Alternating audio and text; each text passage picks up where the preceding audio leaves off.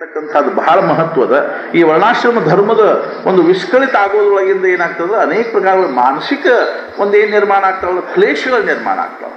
ಅವ್ರು ಹೆಂಗೋ ಸಂತೋಷದಲ್ಲೇ ಇರ್ಬೋದೇನೋ ಖರೆ, ಆದ್ರೆ ಯಾವ ಸಮಾಜದೊಳಗೆ ತಂದೆ ತಾಯಿ ಇರ್ತಾರೋ ಅವ್ರಿಗೆ ಆ ಸಮಾಜದೊಳಗೆ ಇರೋದು ಎಷ್ಟು ಕಠಿಣ ಹಾಕೊಂಡು ಕೂಡ್ತದೆ ಅಂದ್ರೆ ಮಾರಿ ಕೆಳಗೆ ಹಾಕೊಂಡು ಕೂಡುವಂಥ ಪರಿಸ್ಥಿತಿ ಬರ್ತದೆ. ಎಷ್ಟೋ ಮಂದಿ ಹಿಂಗೆ ಅನ್ನೋದನ್ನ ನೋಡಿಲ್ಲ ನಾವೇನು ಅಂದ್ರೆ, ನಮ್ಮ ಮಗಳು ಅಂತ ಅವ್ನ ಮದುವೆ ಮಾಡಿಕೊಂಡು ಹೋದ್ಲು ಅಂದ್ರೆ ನಾವಿಲ್ಲಿ ಇರಂಗೇ ಇಲ್ಲ ಅಂತಾರೆ. ನಾವು ನಮ್ಮ ನೌಕರಿ ಚಾಕರಿ ರಾಜೀನಾಮೆ ಕೊಟ್ಟು ಎಲ್ಲರೂ ಒಂದು ಅಜ್ಞಾತವಾಗಿರ್ತಕ್ಕಂಥ ಒಂದು ಊರಾಗ ಹೋಗಿ ನಮ್ಮ ಆಯುಷ್ಯವನ್ನು ಶೇಷಾಯುಷ್ಯವನ್ನು ನಾವು ಕಳಿಬೇಕಾಗಿ ಬರ್ತದೆ. ನಮ್ಮ ಸಮಾಜದೊಳಗೆ ನಮ್ಮ ಮುಖ ಎತ್ತಿ ಅಡ್ಡಾಡೋದು ನಮಗೆ ಕಠಿಣ ಆಗಿ ಹೋಗ್ತದೆ ಅನ್ನೋದನ್ನು ಅವರು ವಿಚಾರ ಮಾಡೋದಿಲ್ಲ. ನಮ್ಮ ಅವ್ವ ಅಪ್ಪನ ಪರಿಸ್ಥಿತಿ ಏನಾಗ್ತದಪ್ಪ ಹಿಂಗೆ ನಾವು ಮಾಡಿದ್ರು ಅನ್ನುವಂಥದ್ದನ್ನು ಅವರು ವಿಚಾರ ಮಾಡಿಲ್ದಾನೆ ತಮ್ಮ ವೈಯಕ್ತಿಕ ಸ್ವಾರ್ಥಕ್ಕಾಗಿ ಮತ್ತು ಒಂದು ವೈಯಕ್ತಿಕವಾಗಿರ್ತಕ್ಕಂಥ ಇದರಿಂದ ಅವ್ರು ಇದನ್ನು ಮಾಡಿಕೊಂಡ್ರು ಅಂದ್ರೆ, ಮೊನ್ನೆ ಯಾರೊಬ್ರು ಬಂದು ಹೇಳಿದ್ರು, ನೋಡ್ರಿ ನಮ್ಮ ಮನೆ ಪಕ್ಕದಲ್ಲೇನೋ ಒಬ್ಬ ಮುಸಲ್ಮಾನರು ಹುಡುಗ ಸಣ್ಣವಿದ್ದಂಗಿದ್ರು ನಮ್ಮ ಮನೆ ಜೊತೆಗೆ ಒಂದು ವಹಿವಾಟಿತ್ತು, ಬರ್ತಿದ್ದ ಕೂಡ್ತಿದ್ದ ತಿಂತಿದ್ದ ಕುಡಿತಿದ್ದ, ಅವ್ವ ಅಪ್ಪ ಇಲ್ಲ ಅಂತಕೊಂಡು ನಾವು ಅವನ್ನ ಅತ್ಯಂತ ಒಂದು ಸಲಿಗೆಯಿಂದ ಹಚ್ಕೊಂಡಿದ್ವಿ, ಇದನ್ನು ಮಾಡಿದ್ವಿ. ಅವು ಏನು ಮಾಡಿಬಿಟ್ಟ, ಅವನಿಗೆ 34 ವರ್ಷ ಅವೇನು ಮಾಡಿಬಿಟ್ಟ ಅಂದ್ರೆ ಪಾಪ ಅವ್ರು 17 ವರ್ಷದ ಹುಡುಗಿನ ಕಟ್ಕೊಂಡು ಓಡಿ ಹೋಗಿಬಿಟ್ಟ. ಅರ್ಥಾತ್ ಏನಾಯ್ತು ಅಂದ್ರೆ, ಈಗ ಅವ್ರವ್ವ ಪಾಪ 3 ಸಲ ಊರ್ಲಿ ಹಾಕೊಳಕ್ಕೆ ಹೋಗಿದ್ಲು ಅವ್ರು. ಮತ್ತು ಈ ಪ್ರಕಾರವಾಗಿ ಏನಾಗ್ತದಂದ್ರೆ, ಇದು ಅವರಿಗೂ ಅರ್ಥ ಆಗೋದಿಲ್ಲ, ಅವರಿಗೂ ಅರ್ಥ. ಇದಕ್ಕೆ ಮುಖ್ಯ ಕಾರಣ ಏನು ಅಂತಂದ್ರೆ, ವರ್ಣಾಶ್ರಮದ ಬಂಧನ ಇಲ್ಲದೆ ಇರೋದು, ಧರ್ಮದ ಆಚರಣೆ ಇಲ್ಲದೆ ಇರೋದು. ಅರ್ಥಾತ್ ಯಾರನ್ನ ಎಷ್ಟು ಹಚ್ಬೇಕು, ಯಾವ ರೀತಿ ಅವ್ರ ಜೊತೆಗೆ ಎಷ್ಟು ನಮ್ಮ ಸರಿಗಿರಬೇಕು, ಎಷ್ಟು ನಾವು ಅದನ್ನು ಇಟ್ಕೋಬೇಕು ಅನ್ನುವಂಥದ್ದನ್ನು ಸಹಿತ ನಾವೇನು ಮಾಡಬೇಕು ಅಂದರೆ ವಿಚಾರ ಮಾಡಬೇಕು ಅಂತ. ಆತನ ಉತ್ತಮ ಅಧಮಿ ಸಂಚರತಿ ಐಸೇ ವರ್ಣಾವರಣ ಮಿಸಳತಿ ತೇಥ ಸಮೂಳ ಉಪಡತಿ ಜಾತಿ ಧರ್ಮ. ಅವರಿಗೆ ಮೌಲ್ಯದ ಕಲ್ಪನಾ ಇರಂಗಿಲ್ಲ. ಜೀವನದಲ್ಲಿ ನಾವು ನಿಜವಾಗಿಯೂ ಸಾಧಿಸ್ಬೇಕಾದ್ದೇನಪ್ಪ, ಗಂಡ ಹೆಂಡತಿ ಆಗಿ ನಾವು ಮದುವೆ ಮಾಡಿಕೊಂಡು ಗಂಡ ಹೆಂಡತಿ ಆಗಿ ಆದರೂ ಸಹಿತ ನಾವೇನು ಜೀವನದಲ್ಲಿ ಸಾಧಿಸಬೇಕಾಗಿದೆ ಅನ್ನುವಂಥ ಮೌಲ್ಯದ ಕಲ್ಪನಾನೇ ಇರಂಗಿಲ್ಲ. ನಾವೇನಪ್ಪ ಅಂದ್ರೆ ಒಳ್ಳೆ ನಾವೇನು ಅಂದ್ರೆ ಪ್ರಪಂಚ ಮಾಡ್ಕೋತ ನಾವು ಸುಖವಾಗಿದ್ರಾತು ಅನ್ನುವಂಥದ್ದು. ಆದ್ದರಿಂದ ಜ್ಞಾನೇಶ್ವರ ಮಹಾರಾಜರು ನೀತಿ ಅನ್ನುವಂಥದ್ದು ಏನದ ಅಂತ ತಿಳ್ಕೊಂಡು ಹೇಳಿದ್ರು ಅಂತಂದ್ರೆ, ನೀತಿ ಅಂತಂದ್ರೆ ಕುಮಾರಿಕಾ ಅಂತ ತಿಳ್ಕೊಂಡು ಹೇಳಿದ್ರು. ನೀತಿ ಅಂತಂದ್ರೆ ಮದುವೆ ಆಗದೆ ಇರತಕ್ಕಂಥ ಒಂದು ಕುಮಾರಿಕಾ ಇದ್ದಂಗೆ ಅನ್ನೋ ಮಾತ್ರದಿಂದ ಏನಾಗಲಿಲ್ಲ ಅಂತಂದ್ರೆ ಅವಳ ಜೀವನ ಸಾರ್ಥಕ ಆಗಲಿಲ್ಲ. ಕುಮಾರಿಕಾ ಇರೋ ಮಾತ್ರದಿಂದ ಅವಳ ಜೀವನದ ಏನಾಗಲಿಲ್ಲ ಅಂದ್ರೆ ಪರಮ ಪುರುಷಾರ್ಥ ಅನ್ನುವಂಥದ್ದು ಸಿದ್ಧ ಆಗಲಿಲ್ಲ. ಆಗ ನೀತಿ ಜೊತೆಗೆ ಅವ್ರಿಗೆ ಎದರದ ಬಂಧನ, ಎದನ್ನು ಮದುವೆ ಮಾಡಿಕೊಟ್ರು ನೀತಿಗೆ ಅಂದ್ರೆ ಧರ್ಮದ ಬಂಧನ ಹಾಕಿಕೊಟ್ರು. ಆ ಧರ್ಮದ ಬಂಧನ ಇದ್ದಾಗನ ನೀತಿಗೆ ಏನಾಗ್ತದೆ ಅಂದ್ರೆ ಪೂರ್ಣತೆ ಅನ್ನುವಂಥದ್ದು ಬರ್ತದೆ. ಕೇವಲ ನಾವು ನೀತಿಮಾನ ಆದ್ವಿ ಅನ್ನೋ ಮಾತ್ರ ಎಷ್ಟೋ ಜನ ಬಂದು ನಮಗಂತಾರೆ, ಏನು ನಾವು ಏನು ಸಮಾಜ, ನಾವು ಯಾರಿಗೂ ಏನು ಕರಿ ಅನ್ನೋದಿಲ್ಲ, ಬಿಳಿ ಅನ್ನೋದಿಲ್ಲ, ಯಾರ್ದೇನು ಒಂದು ದುಡ್ಡಿಂದ ನಾವು ಅನ್ಯಾಯದಿಂದ ಯಾರಿಗೂ ಒಂದು ದುಡ್ಡು ತಗೊಳ್ಳೋದಿಲ್ಲ, ನಾವು ಯಾರಿಗೇನು ಅನ್ನಲ್ದನ ಯಾರಿಗೇನು ತ್ರಾಸ ಆಗಲ್ದ ಹಾಗೆ ನಮ್ಮ ಪೂರ್ತೇಕ ನಾವು ಇದ್ರೆ ನಾವು ಮತ್ತೆ ರಾಮ ಅಂತ ಯಾಕೆ ಅನ್ಬೇಕು, ಜಪ ಯಾಕೆ ಮಾಡಬೇಕು ಅಂತ ಒಬ್ಬರು ನಮ್ಮನ್ನು ಕೇಳಿದ್ರು.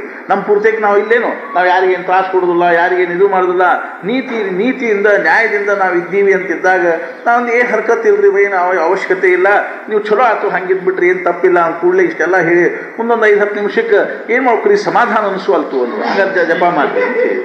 ಅರ್ಥಾತ್ ಏನು ಅಪೂರ್ಣತಾ ಬರ್ತದೆ ಅದ್ರೊಳಗೂ. ನಾವು ಬೇಕಾದಷ್ಟು ನೀತಿವಂತರಾಗಿದ್ರು ಜೀವನದ ಸರಿಯಾಗಿರ್ತಕ್ಕಂಥ ಪರಮೋಚ್ಚ ಮೌಲ್ಯದ ಕಲ್ಪನಾ ಇಲ್ಲದೆ ಇರೋದ್ರಿಂದ, ಆ ನೀತಿ ಅನ್ನುವಂಥದ್ದು ದೇಹ ಭಾವದೊಳಗಿಂದ ಇರೋದ್ರಿಂದಾಗಿ ಅದರೊಳಗೆ ಏನಾಗ್ತದೆ ಅಪೂರ್ಣತಾ ಅನ್ನುವಂಥದ್ದು ಆಗ್ತದೆ.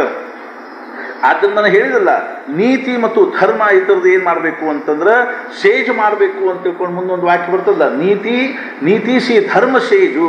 ಅರ್ಥಾತ್ ಏನು ನೀತಿ ಮತ್ತು ಧರ್ಮ ಇದು ಎರಡೂದ್ರದ್ದು ಮದುವೆ ಮಾಡಿದಾಗ ಮಾತ್ರ ಅರ್ಥಾತ್ ಅದನ್ನೇನು ಅದರೊಳಗಿಂದ ಏನು ನಿರ್ಮಾಣ ಆಗ್ತದೆ ಅಂದ್ರೆ ಅದರೊಳಗಿಂದ ಸಮಾಧಾನ ನಿರ್ಮಾಣ ಆಗ್ತದೆ, ಅದರೊಳಗಿಂದ ಆತ್ಮಜ್ಞಾನ ನಿರ್ಮಾಣ ಆಗ್ತದೆ, ಅದರೊಳಗಿಂದ ಜೀವನದ ನಿಜವಾಗಿರ್ತಕ್ಕಂಥ ಪರಮೋಚ್ಚ ಮೌಲ್ಯ ಸಿದ್ಧ ಆಗ್ತದೆ. ಆದ್ದರಿಂದ ನಾವು ಕೇವಲ ನೀತಿಮಾನ ಇದ್ದೀವಿ ಅನ್ನುವಂಥದ್ರಿಂದನೂ ಏನಾಗುವುದಿಲ್ಲ ಅಂದ್ರೆ ಬಹಳಷ್ಟು ಸಾಧಿಸಿದಂಗೆ ಆಗುವುದಿಲ್ಲ. ಅದ್ರ ಜೊತೆಗೆ ಧರ್ಮನ ಬೇಕು, ಅದ್ರ ಜೊತೆಗೆ ನಮ್ಗೆ ಆಚಾರ ವಿಚಾರಗಳೇ ಬೇಕು, ಅದ್ರ ಜೊತೆಗೆ ಧರ್ಮಾಚರಣೆ ಬೇಕು ಮತ್ತು ಆತ್ಮಜ್ಞಾನ ಕಡೆಗೆ ಹೋಗುವಂಥದ್ದನ್ನು.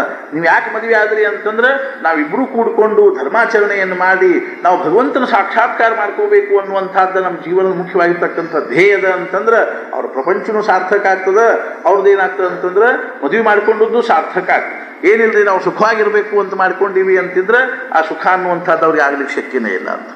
ಆದ್ದರಿಂದ ಏನಾಗ್ತದೆ ಅಂತ ತಿಳ್ಕೊಂಡು ಕೇಳಿದ್ರೆ ಹಿಂಗೆ ಕೇವಲ ವರ್ಣಾಶ್ರಮ ಧರ್ಮದ ವಿಸ್ಕಳತೆ ಆಗೋದ್ರಿಂದ ಅಥವಾ ವರ್ಣಾಶ್ರಮ ಧರ್ಮ ಅನ್ನುವಂಥದ್ದು ಅರ್ಥಾತ್ ಏನು ಅಂತಂದ್ರೆ ಹಿಂಗೆ ಅಸ್ತವ್ಯಸ್ತ ಆಗೋದ್ರಿಂದಾಗಿ ಕೊನೆಗೆ ಏನು ನಿರ್ಮಾಣ ಆಗ್ತದೆ ಅಂದ್ರೆ ವರ್ಣಸಂಕರ ಆಗುವಂಥದ್ದು ನಿರ್ಮಾಣ ಆಗ್ತದೆ. ಜಾತಿ ಧರ್ಮ ಅನ್ನುವಂಥದ್ದು ಉಳಂಗೇ ಇಲ್ಲ.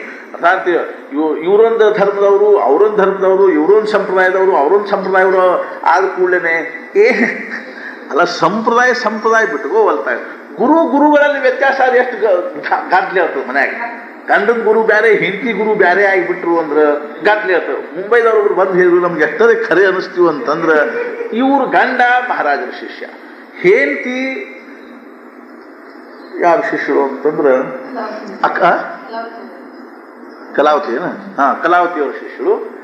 ಮಜಾ ಏನಾಗ್ತಿತ್ತು ಅಂದ್ರೆ ಏನಾದ್ರು ಒಂದು ಹೊಸ ಸಾಮಾನು ತಂದು ಕೂಡಲೇ ಗಂಡ ಏನೇ ನಾವು ಮಹಾರಾಜರು ಮುಂದಿಡೋನು, ಹೆಂಡತಿನ ಕಲಾವತಿ ಮುಂದಿಡೋನು. ಅವ್ರು ಹಿಂಗಾಗಿ ಪಾಪ ಕಡೆಗೆ ಏನದ ಮನ್ಯಾಗಿನ ವ್ಯವಹಾರ ಅವ್ರದ ಖರೆ ಆಗುತ್ತೆ ನೋಡ್ರಿ. ಕಡೆಗೆ ಅವ್ರು ಸಿಟ್ಟಿಗೆದ್ದು ಕಲಾವತಿ ದೇವಿಯವ್ರ ಮುಂದೆ ಒಯ್ದಿಟ್ಟು ಕಲಾವತಿ ತಾಯಿಯವ್ರ ಮುಂದಿಟ್ಟು ಅವ್ರನ್ನು ನೈವೇದ್ಯ ಮಾಡಿ ಅದು ಕಲಾವತಿಯವ್ರ ಪ್ರಸಾದ ತಗೊಳ್ರಿ, ಆಯಿಯವ್ರ ಪ್ರಸಾದ ತಗೊಳ್ರಿ ಅಂತ ಕೂಡಿ ಇವ್ನಿಗೆ ಒಳಗೆ ಚಡಪಡಿಸಿ ಮಹಾರಾಜರ ಪ್ರಸಾದ ಅನ್ವಾಳಲ್ಲ ಪಾಯಿ. ಅದಕ್ಕೆ ನಾವೊಂದು ಉಪಾಯ ಏನು ಹೇಳಿದೆ, ಅವ್ರು ಹೌದಲ್ಲೋ ಮನೆಗೆ ಏನಾದ್ರು ವಸ್ತು ತಂದು ಕೂಡಲೇ ಅವ್ರಿಗೂ ತಮ್ಮ ಗುರುಗಳು ಮುಂದೆ ಇರ್ತಾರಲ್ಲೋ, ಅಕ್ಕಲ್ಕೋಟ್ ಸ್ವಾಮಿಗಳು ಯಾರು ಅಂತ ಹೇಳಿದ್ರು, ಅವ್ರ ಮುಂದೆ ಇರ್ತಾರಿಲ್ಲೋ ಇಟ್ಕೋವಲ್ಲ. ನೀವು ಅವ್ರ ಹಿಂದೆ ನಿಂದ್ರಿ, ಹಿಂದೆ ನಿಂತು ಆ ಪ್ರಸಾದ ಕಡೆಗೆ ಮಾರಿ ಮಾಡಿ, ಮಹಾರಾಜ್ ನೀವು ತಗೊಳ್ರಿ, ಮಹಾರಾಜ್ ನೀವು ತಗೊಳ್ರಿ.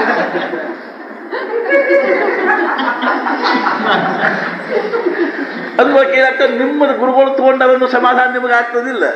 ಹಿಂಗೆ ಸಂಘರ್ಷ ಆದಾಗ ಇನ್ನು ಇವ್ರದೊಂದು ಜಾತಿನ ಬೇರೆ, ಅವ್ರದೊಂದು ಜಾತಿನ ಬೇರೆ, ಇವ್ರದೊಂದು ಧರ್ಮ ಬೇರೆ, ಅವ್ರೊಂದು ಧರ್ಮ ಬೇರೆ ಆದ ಕೂಡಲೇ ಏನಾಗ್ತದೆ ಅಂತಂದ್ರೆ ಇವ ಏನು ಮಾಡುದು ಅಂದ್ರೆ ಗೋಪಾಲಕೃಷ್ಣ ಪೂಜೆ ಮಾಡುದು, ಆಕೆ ಏನು ಮಾಡುದು ಜೇಸಸ್ಸನ ಪೂಜೆ ಮಾಡುದು.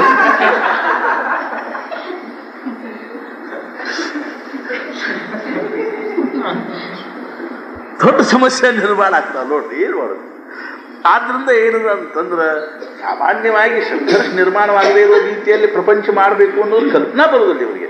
ಇವೆಲ್ಲ ಏನವನು ಯಾವ ಕಲ್ಪನಾದಿಂದ ಪ್ರೇರಿತರಾಗಿರ್ತಕ್ಕಂಥವ್ರಾಗಿ ಹಂಗೆ ತೊಡಗ್ತಾರೋ ಆ ಕಲ್ಪನಾನು ಒಂದೊಂದು ಕಲ್ಪನಾ ಏನಾಗತ್ತವಂದ್ರೆ ಅವೆಲ್ಲ ಕಲ್ಪನಾ ಅನ್ನುವಂಥವುಗಳು ಲಯ ಆಗ್ತಾವ, ಲೋಪ ಆಗ್ತಾವ. ಹೆಂಗೆ ಕಲ್ಪನಾ ಲೋಪ ಆಗ್ತಾವನು ಹಂಗಾಗಿ ಮನುಷ್ಯ ವಾಸ್ತವಿಕವಾಗಿರ್ತಕ್ಕಂಥ ಜೀವನಕ್ಕೆ ಬಂದ ಅಂದ್ರೆ ಆಮೇಲೆ ಸಂಘರ್ಷ ಅನ್ನುವಂಥದ್ದು ಶುರು ಆಗ್ತದೆ. ನಾವು ಜಮಖಂಡಿಗಳ ಕಾಲೇಜ್ ಓದ್ತಾ ಇರುವಾಗ ಒಂದು ದಿವಸ ಕಾಲೇಜ್ ಹೊಂಟಿದ್ದೆ. ಒಂದು ಸ್ವಲ್ಪ ಮಂದಿ ನಿಂತ್ಕೊಂಡಿದ್ದು ಸುತ್ತಲೂ. ಅದು ಏನು ನಡೆದ ಅಂತ ನೋಡ್ಲಿಕ್ಕೆ ಹೋಗಿ ಒಬ್ಬ ಪಾದ್ರಿ ಭಾಷಣ ಮಾಡ್ಲಿಕ್ಕೆ ಹತ್ತಿದ್ದ. ಅವನು ಭಾಷಣ ಮಾಡ್ಕೋತ ಏನಂದ ಅಂದ್ರೆ, ನಿಮ್ಮ ಕೃಷ್ಣನಿಗಿಂತಲೂ ನಮ್ಮ ಕ್ರಿಸ್ತ ಶ್ರೇಷ್ಠ ಅಂತ. ಕೂಡಲೇ ಎಲ್ಲರೂ ಮಂದಿ ಇದು ಮಾಡ್ಕೊತ ನಿಂತಿದ್ರು. ಅವಾಗ ಅವ ಏನು ಮಾಡಿದ ಅಂದ್ರೆ ಒಂದು ಕ್ರಿಸ್ತಂದು ಒಂದು ಕೃಷ್ಣಂದು ಎರಡು ಮೂರ್ತಿ ತೆಗೆದ. ಅವೆರಡು ಬಣ್ಣ ಹಚ್ಚಿದ್ದು ಮೂರ್ತಿ ಇದ್ದು. ಆಮೇಲೆ ಅವು ಎರಡೂ ಮೂರ್ತಿ ಒಂದು ಟಬ್ ಒಂದು ನೀರು ತೊಗೊಂಡು ಅವೆರಡು ಮೂರ್ತಿ ಆ ನೀರಾಗಿ ಬಿಟ್ಟು ಕೂಡಲೇ ಏನಾಯ್ತು ಅಂದ್ರೆ ಕ್ರಿಸ್ತನ ಮೂರ್ತಿ ತೇರ್ಲಿಕ್ಕೆ ಹತ್ತೀವಿ, ಕೃಷ್ಣನ ಮೂರ್ತಿ ಮುಳುಗ್ತೀವಿ. ಅದು ಹಿತ್ತಾಳಿದಿತ್ತು, ಇದು ಕಟ್ಟಿಗೆದಿತ್ತು. ಅಂದ ಕೂಡಲೇ ನೋಡ್ರಿ, ನಿಮ್ಮ ಕೃಷ್ಣ ತಾ ಸ್ವತಃ ಮುಳುಗ್ತಾನ, ಮತ್ತು ನಮ್ಮನ್ನೇನು ದಾಟಿಸ್ತಾನ. ಯಾವ ಕೃಷ್ಣ ಸ್ವತಃ ಅವ್ನಿಗೆ ಏನು ಮಾಡ್ಲಿಕ್ಕೆ ಶಕ್ತಿಲ್ಲ ಅಂದ್ರೆ ಇದು ಈಸ್ಲಿಕ್ಕೆ ಬರಂಗಿಲ್ಲೋ, ಅವ್ನು ನಮ್ಮನ್ನೇನು ದಾಟಿಸ್ತಾನ. ನಮ್ಮ ಕ್ರಿಸ್ತ ಹೆಂಗೆ ಈಶಾಲಿಕತ್ತೆ ನೋಡ್ರಿ, ಅವ ಏನು ಮಾಡ್ತಾನಂದ್ರೆ ಮಂದಿನೂ ದಾಟಿಸ್ತಾನ ಅಂತ ಹೇಳಿ. ಅಷ್ಟ್ರಾಗ ಅಲ್ಲಿ ನಿಂತವ ಪೈಕಿ ಒಬ್ಬ ಏನಂದ ಅಂದ್ರೆ, ನೋಡೋಣ ತರಿ ಇಲ್ಲಿ ಎರಡು ಮೂರ್ತಿ ಅಂತಂದ. ಆ ಬಡ ಭಡಕ್ಕನ ಏನು ಮಾಡಿದ ಅಂದ್ರೆ ಒಂದು ಚಿಮ್ನಿ ಎಣ್ಣೆ ತೊಗೊಂಬಂದ, ಎರಡು ಟೇಬಲ್ ಮೇಲೆ ಇಟ್ಟು ಎರಡೂದ್ರ ಮೇಲೆ ಚಿಮ್ನಿ ಎಣ್ಣೆ ಹೋಗಿ ಉರಿ ಹಚ್ಚಿಬಿಟ್ಟ. ಉರಿ ಹಚ್ಚಿದ್ರು ಆ ಕಟ್ಟಿಗೆ ಮೂರ್ತಿ ಸುಟ್ಟು ಹೋಗ್ಬಿಡ್ತದು. ನೋಡಿ, ಯಾವ ಸ್ವತಃ ಸುಟ್ಟು ಹೋಗ್ತಾನೋ ಅವೇನು ಉದ್ಧಾರ ಮಾಡ್ತಾನೆ ನಮ್ಮ ಕೃಷ್ಣ ಹೆಂಗೆ ಅವ ಪಾತ್ರೆ ಅವ್ರಿಗೆ ಹೋಗೇ ಬಿಟ್ಟಲ್ಲ. ಹಿಂಗೆ ಸಂಘರ್ಷ ನಿರ್ಮಾಣ ಆಗ್ತಾವ ಮನಿ ಒಳಗೆ. ಕೃಷ್ಣ ಎರಡು ಫೋಟೋ ಹಾಕೊಂಡು ಕೂತ್ರ ಸಂಘರ್ಷ ನಿರ್ಮಾಣ ಬಿಡುವ. ನಮ್ಮ ಕೃಷ್ಣ ಹೆಚ್ಚಂತ ಇವ, ನಮ್ಮ ಕೃಷ್ಣ ಹೆಚ್ಚಂತ ಹಾಕಿ ಶುರು. जैसी चोहाटाचिये बळी पाविजे सैरा कावळी तैसी महापापे कुळी प्रवेशते श्रीराम. ज्याप्रमाणे चव्हाट्यावर ठेवलेल्या बळीवर चारही बाजूनी कावळे येऊन झडप घालतात, त्याप्रमाणे मोठी पापे अशा कुळात शिरतात. खरे ಅದ. ಅರ್ಥಾತ್ ಏನು ಅಂದ್ರೆ ಮನಿ ಒಳಗೆ ಏನಾದರೂ ಒಂದು ವಜನ್ದಾರ್ ವ್ಯಕ್ತಿ ಇಲ್ಲ ಅಂತಂದ್ರೆ ನಾಲ್ಕು ನಮೂನಿ ಬಂದು ಹೇಳಲಿಕ್ಕೆ ಹತ್ಬಿಡ್ತಾರೆ. ಹಿಂಗೆ ಮಾಡ್ರಿ, ನೀವು ಹಿಂಗೆ ಮಾಡ್ರಿ ಅಂತ ತಿಳ್ಕೊಂಡು. ವಜನ್ದಾರ ವ್ಯಕ್ತಿ ಇಲ್ಲದೆ ಇದ್ರೆ ಹೇಳ್ತಾರ ಅನ್ನೋದು ಅಷ್ಟ ಅಲ್ಲ, ಧರ್ಮಶಾಸ್ತ್ರದ ಬಗ್ಗೆ ಅಥವಾ ಏನಾದರೂ ಕುಲ ಪರಂಪರೆ ಬಗ್ಗೆ ಗೊತ್ತಿಲ್ಲದೆ ಇರ್ತಕ್ಕಂಥ ಮನುಷ್ಯ ಇದ್ರೂ ಸುತ್ತಲ ಸಮಾಜ ಅನೇಕ ಪ್ರಕಾರದಿಂದ ಅವ್ರಿಗೆ ಏನು ಮಾಡ್ತಾರೆ ಅಂತಂದ್ರೆ ಅವ್ರನ್ನ ಅನೇಕ ರೀತಿಯಿಂದ ಬೇರೆ ಬೇರೆ ಒಂದು ಆಚಾರ ವಿಚಾರಗಳಿಗೆ ತೊಡಗಿಸ್ತಾರೆ. ಉದಾಹರಣೆ ಹೇಳಬೇಕು ಅಂತಂದ್ರೆ ನಮ್ಮ ಊರಾಗ ಒಬ್ಬರು ಅನಂತಾಚಾರಿ ಅಂತಿದ್ರು. ಆ ವ್ಯಕ್ತಿ ಎಷ್ಟು ಮಜಾ ಇತ್ತಲ್ಲ, ಅವ್ನಿಗೆ ಉಂಡಿ ತಿನ್ಬೇಕು ಅನ್ನಿಸ್ತೀವಿ ಅಂದ್ರೆ ಯಾರ್ದಾರ ಮನೆ ಶ್ರಾದ್ದ ಮಾಡಿ ಬಿಡ್ತಿದ್ದವ. ಆ ಶ್ರಾದ್ದ ಇರಲಿ ಬಿಡಲಿ, ನಮ್ಮ ಯಾರ್ದಾರ ಮನೆಗೆ ಹೋಗುದು, ಶ್ರೀನಿವಾಸರಾವ್ ಅವರು, ಸೀನ್ಯಾ ನಾನು ನಿಮ್ಮ ಅಪ್ಪನ ಶ್ರಾದ್ದ ಗೊತ್ತಿಲ್ಲ ನನಗೆ. ಅಲ್ಲೋ ನಮ್ಮ ಅಪ್ಪನ ಶ್ರಾವಣ ಬರ್ತದೋ, ಅದು ಆಷಾಢದಾಗ ಬರ್ತಲ್ಲ, ಅದು ಎಲ್ಲ ಭಾದ್ರಪದಾಗ ಬರ್ತಲ್ಲ, ಅದು ಪಕ್ಷ. ಅದು ಈಗ ನಾ ಶ್ರಾದ್ದದನಿಂದ ನಿಮ್ಮ ಅಪ್ಪನ ನನ್ನ ಕೂಡ ಮರುದಿವ್ಸನ ಅವ್ರ ಅಪ್ಪನ ಶ್ರಾದ್ದ ಮಾಡಿಸ್ಬಿಟ್ರು. ಮಾಡಿಸಿ ಉಂಡಿ ಒಡಿ ಹೊಡೆದು ಆಮೇಲೆ ಮುಂದೊಂದು ತಿಂಗಳಿಗೆ ಯಾರಾದರೂ ಅವ್ರ ಮನ್ಯಾಗ ಹೇಳಿದ್ರು ಅಂದ ಕೂಡ ಅವ್ರು ನಿಮ್ಮ ಅಪ್ಪನ ಶಾದ ಬಂತ ಅಂದ ಕೂಡ ಅವ್ರು ಮತ್ತೆ ಇವ್ನು ಕರೆದು ಎಲ್ಲೇ ಅಂತ ಅವಾಗ ಮಾಡಿಸಿದ್ದೆ ಅಂದ ಕೂಡಲೇ ಓಪ ಏನು ಮಾಡಲಿ ಉಂಡಿ ತಿನ್ಬೇಕು ಅನ್ನಿಸ್ತೀವಿ ಮಾಡಿಸಿದೆ ಇನ್ನೊಂದ್ಸಲ ಮಾಡಿಬಿಡು ಹೋಗ್ಲ. ಹಿಂಗೆ ಮಂತಂದೊಳಗೆ ಅದ್ರ ಬಗ್ಗೆ ಕಲ್ಪನಾ ಇಲ್ಲದವ್ರಿಗೇನೆ ಹಿಂಗೆ ಸಮಾಜದೊಳಗೆ ಅನೇಕ ರೀತಿಯಿಂದ ಇದು ಮಾಡ್ತಾ ಇರುವಾಗ ಆ ಮನೆಯೊಳಗಿನ ಮನುಷ್ಯನ ಹೋಗಿಬಿಟ್ಟ ಅಂದ್ರೆ ಗಂಡಸನ ಇಲ್ಲ ಅಂತಂದಾಗ ಒಬ್ರು ಬಂದು ಹಂಗೆ ಮಾಡ್ರಿ ಅಂತಾರೆ, ಒಬ್ರು ಬಂದು ಹಿಂಗೆ ಮಾಡ್ರಿ ಅಂತಾರೆ. ಹಿಂಗಾಗಿ ನಾಲ್ಕು ಕಡೆಯಿಂದಲೂ ಸಹಿತ ಏನು ಮಾಡ್ಲಿಕ್ಕೆ ಹತ್ತಾರ ಅಂದ್ರೆ ಅವ್ರಿಗೆ ಅನೇಕ ಪ್ರಕಾರವಾಗಿರ್ತಕ್ಕಂಥ ಮಾನಸಿಕ ಕ್ಲೇಶಗಳನ್ನು ಕೊಡ್ಲಿಕ್ಕೆ ಹತ್ತಾರ, ಅಧರ್ಮಕ್ಕೆ ಅವ್ರು ನಿಲ್ಲಿಸ್ಲಿಕ್ಕೆ ಹತ್ತಾರ ಅಂತ ತಿಳ್ಕೊಂಡು ಹೇಳ್ತಾ ಇದ್ದಾರೆ.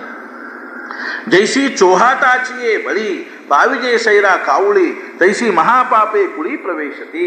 ನಾಲ್ಕು ರಸ್ತೆ ಕೂಡುವಲ್ಲೇ ಅರ್ಥಾತ್ ಒಂದು ಚೌಕದಾಗ ಒಯ್ದು ಒಂದಿಷ್ಟು ಅನ್ನ ಇಟ್ರೆ ಹೆಂಗೆ ನಾಲ್ಕು ಕಡೆಯಿಂದ ಕಾಯಿ ಬಂದು ಹೆಂಗೆ ಅದನ್ನು ಏನು ಮಾಡ್ತಾವ ಅಂತಂದ್ರೆ ಒಂದು ತಿನ್ಲಿಕ್ಕೆ ಹತ್ತಾವನು ಹಂಗೆ ಅನೇಕ ಪ್ರಕಾರವಾಗಿರ್ತಕ್ಕಂಥ ಪಾಪಗಳು ಏನಾಗ್ತಾವ ಅಂದ್ರೆ ಆ ಮಂಟನದೊಳಗೆ, ಆ ಕುಲದೊಳಗೆ, ಆ ಪರಂಪರೆಯೊಳಗೆ ಪ್ರವೇಶ ಮಾಡ್ತಾವ ಅಂತ ತಿಳ್ಕೊಂಡು ಹೇಳ್ತಾ ಇದ್ದಾರೆ. ಜಾನಕಿ ಜೀವನ ಸ್ಮರಣ ಜಯ ಜಯ ರಾಮ್. ಶಂಕರೋ ನರಕಾಯೈವ ಕುಲಘ್ನಾನಾಂ ಕುಲಸ್ಯ ಚ पतंती पितरो हेशाम लुप्तपिंडोदक क्रिया. शंकर झाला म्हणजे तो सर्व कुळाला आणि त्या कुळाचा क्षय करणाऱ्यांना हटकून नरकाला नेतो. पिंडदान व तर्पणादी क्रिया लुप्त झालेल्यांचे पितर पतन पावतात. कुलक्षये प्रणश्यन्ति कुलधर्मा सनातनाः धर्मे नष्टे कुलं कृष्णम अधर्मोऽपि भवत्युत. अधर्माभिभवात् कृष्ण प्रदुष्यन्ति कुलस्त्रियः स्त्रीषु दुष्टासु वार्ष्णेय जायते वर्णशंकरः. शंकरो नरकायैव कुलघ्नानां कुलस्य च पतन्ति पितरो हेषां लुप्तपिंडोदक क्रियाः ಅಂತ ತಿಳ್ಕೊಂಡು ಹೇಳಿ ಅರ್ಜುನ ಏನು ಹೇಳಲಿಕ್ಕತ್ತಾನ ಅಂತಂದ್ರೆ ಮನುಷ್ಯ ಜೀವನದೊಳಗಿನ ಒಂದು ಮಹತ್ವಪೂರ್ಣವಾಗಿರ್ತಕ್ಕಂಥ ವಿಚಾರವನ್ನು ಹೇಳಲಿಕ್ಕತ್ತಾನ. ಮಾನವೀಯ ಜೀವನ ಮನುಷ್ಯ ಜೀವನ ಅನ್ನುವಂಥದ್ದು ಮುಖ್ಯವಾಗಿ ಹೆಂಗದ ಅಂತಂದ್ರೆ ವ್ಯಕ್ತಿಗತವಾಗಿರ್ತಕ್ಕಂಥ ಜೀವನ, ಸಾಮಾಜಿಕವಾಗಿರ್ತಕ್ಕಂಥ ಜೀವನ ಅನ್ನುವಂಥ ಭಾವದೊಳಗಿದ್ರೂ ಮನುಷ್ಯ ಜೀವನದಲ್ಲೇ ಕುಟುಂಬ ಸಂಸ್ಥಾ ಅನ್ನುವಂಥದ್ದು ಬಹಳ ಮಹತ್ವಪೂರ್ಣವಾಗಿರ್ತಕ್ಕಂಥದ್ದು. ಪ್ರಾಚೀನ ಕಾಲದಿಂದಲೂ ಈ ಕುಟುಂಬ ಸಂಸ್ಥಾ ಅನ್ನುವಂಥದ್ದು ಏನದಂದ್ರೆ ಅರ್ಥಾತ್ ಒಂದು ಸಮಾಜದಲ್ಲೇ ಆಗಲಿ ಅಥವಾ ಒಂದು ರಾಷ್ಟ್ರದಲ್ಲೇ ಆಗಲಿ ಕುಟುಂಬ ಸಂಸ್ಥಾ ಅನ್ನೋದು ಸಮಾಜದ ಒಂದು ಮನುಷ್ಯನ ಒಂದು ಸ್ವಾಭಾವಿಕವಾಗಿರ್ತಕ್ಕಂಥದ್ದೇನು ಅಂತಂದ್ರೆ ಒಂದು ಸಂಸ್ಥೆ, ಅವಿಭಾಜ್ಯವಾಗಿರ್ತಕ್ಕಂಥ ಒಂದು ಘಟಕ. ಆದ್ದರಿಂದ ಈ ಕುಟುಂಬ ಸಂಸ್ಥೆಗೆ ಅನುಸಾರವಾಗಿ ಅರ್ಥಾತ್ ಏನು ವಿಚಾರ ಮಾಡಬೇಕಾಗಿದೆ ಅಂತಂದ್ರೆ ಅದರಲ್ಲಿ ಆಗ್ತಕ್ಕಂಥ ಲಾಭ ಮತ್ತು ಹಾನಿಗಳನ್ನು ಕುರಿತು ವಿಚಾರ ಮಾಡ್ತಾ ಇದ್ದ ಅರ್ಜುನ ಏನಂತಾರ ಅಂತಂದ್ರೆ ಕುಟುಂಬ ಸಂಸ್ಥಾ ಅನ್ನುವಂಥದ್ದು ವಿಘಟಿತ ಆಗ್ತದೆ ಅನ್ನುವಂಥದ್ದು. ಕುಟುಂಬ ಸಂಸ್ಥಾ ಎದಕ್ಕೆ ಅನುಸಾರವಾಗಿ ವಿಘಟಿತ ಆಗ್ತದೆ ಅಂತ ತಿಳ್ಕೊಂಡು ಕೇಳಿದ್ರೆ ಪುಣ್ಯ ಮತ್ತು ಪಾಪಗಳಿಗೆ ಅನುಸಾರವಾಗಿ ವಿಘಟಿತ ಆಗ್ತದೆ ಅನ್ನುವಂಥದ್ದು ಹೇಳಲಿಕ್ಕೆ. ನಿಮಿತ್ತ ಅನ್ನುವಂಥದ್ದು ಯುದ್ಧನ ಆಗಲಿ, ಭೂಕಂಪನ ಆಗಲಿ, ಮತ್ತೇನಾದರೂ ಮಹಾಪೂರ್ಗಳಾಗಲಿ, ಯಾವುದೋ ರೀತಿಯಿಂದ ಕುಟುಂಬ ಸಂಸ್ಥೆ ಅನ್ನುವಂಥವುಗಳು ವಿಘಟಿತ ಆದವು ಅಂತಂದ್ರೆ ಆ ಒಂದು ಕುಟುಂಬ ಸಂಸ್ಥೆಯೊಳಗಿರ್ತಕ್ಕಂಥ ಒಂದು ವ್ಯವಸ್ಥಾ ಅನ್ನುವಂಥದ್ದು ಏನಾಗ್ತದೆ ಅಂತಂದ್ರೆ ಉದ್ಧ್ವಸ್ತ ಆಗ್ತದೆ. ಜೀವನದಲ್ಲಿ ಏನದ ಅಂತಂದ್ರೆ ಈ ಜೀವನದ ಒಂದು ಉದ್ಧ್ವಸ್ತತೆ ಅನ್ನುವಂಥದ್ದು ಕುಟುಂಬದ ಉದ್ಧ್ವಸ್ತತೆಯನ್ನು ಅವಲಂಬಿಸಿಕೊಂಡದ. ಕುಟುಂಬ ಅನ್ನುವಂಥದ್ದು ಉದ್ಧ್ವಸ್ತ ಆಯ್ತು ಅಂತಂದ್ರೆ ಮನುಷ್ಯನ ಜೀವನ ಉದ್ಧ್ವಸ್ತ ಆಗಿ ಹೋಗ್ತದೆ ಅನ್ನುವಂಥದ್ದು. ಆದರೆ ಮುಖ್ಯವಾಗಿ ಈ ಒಂದು ಕುಟುಂಬ ಸಂಸ್ಥೆಗೆ ಆಧಾರಭೂತವಾಗಿರ್ತಕ್ಕಂಥದ್ದು ಯಾವುದು ಅಂದ್ರೆ ಪುಣ್ಯ ಮತ್ತು ಪಾಪ. ಆದ್ದರಿಂದನ ನಾವೊಂದು ಕುಟುಂಬದಲ್ಲೇ ತಂದೆ ತಾಯಿ ಮಕ್ಕಳು ಅಣ್ಣ ತಮ್ಮ ಅಕ್ಕ ತಂಗಿ ಏನಾಗಿ ಒಂದು ಕುಟುಂಬದಲ್ಲಿ ಇರ್ತೀವೋ ಇದಕ್ಕೆಲ್ಲಕ್ಕೂ ಹಿಂದೆ ಪಾರ್ಶ್ವಭೂಮಿ ಏನದ ಅಂತಂದ್ರೆ ಅನ್ಯೋನ್ಯವಾಗಿರ್ತಕ್ಕಂಥ ಪಾಪ ಪುಣ್ಯದ ಸಂಬಂಧದ. ಅನ್ಯೋನ್ಯವಾಗಿರ್ತಕ್ಕಂಥ ಪಾಪ ಪುಣ್ಯವನ್ನು ನಾವು ಅನುಭವಿಸ್ಲಿಕ್ಕೇನೆ ಏನಾಗಿರ್ತೀವಿ ಅಂದ್ರೆ ಒಂದು ಕುಟುಂಬದಲ್ಲಿ ಬಂದಿರ್ತೀವಿ. ನಮಗೆ ಕಲ್ಪನಾ ಇಲ್ಲ ಈ ಜನ್ಮದಲ್ಲಿ ನಾವು ಯಾರ್ಯಾರಿಗೆ ಏನೇನು ಅನುಕೂಲ ಮತ್ತು ಪ್ರತಿಕೂಲಗಳನ್ನು ಮಾಡಿರ್ತೀವೋ ಅದಕ್ಕನುಸಾರವಾಗಿರ್ತಕ್ಕಂಥ ಅನುಕೂಲ ಪ್ರತಿಕೂಲಗಳು ಏನಾಗ್ತಾವಂದ್ರೆ ಈ ದೇಹ ಬಿಟ್ಟು ಬಳಕೂ ಆಗ್ತಾವ. ಇದ ಸ್ವರ್ಗ ಮತ್ತು ನರಕ ಅಂತ. ಈ ಜನ್ಮದಲ್ಲಿ ನಾವು ಯಾರಿಗಾದ್ರೂ ತ್ರಾಸ ಕೊಟ್ಟಿದ್ವಿ ಅಂದ್ರೆ, ಯಾರಿಗಾದ್ರೂ ನಾವು ಹಿಂಸಾ ಮಾಡಿದ್ವಿ ಅಂದ್ರೆ ಅವ್ರು ಮುಂದೆ ಅಲ್ಲಿ ತ್ರಾಸ ಕೊಡಲಿಕ್ಕೆ ಹಿಂಸಾ ಕೊಡಲಿಕ್ಕೆ ಕಾಯ್ಕೊಂಡು ಕೂತಿರ್ತಾರೆ. ಅರ್ಥಾತ್ ಏನು ಅಂದ್ರೆ ಅವರು ನಮ್ಮ ಪಶ್ಚಾತ್ತು ಅಲ್ಲೊಂದು ಸ್ಥಾನದ ಇಂಥದ್ದು ಒಂದು ವ್ಯವಸ್ಥೆ ಅದ. ಅಲ್ಲಿ ಅವ್ರು ಏನಂದ್ರೆ ಬಡಗಿ ಹಿಡ್ಕೊಂಡೆ ಕೂತಿರ್ತಾರೆ.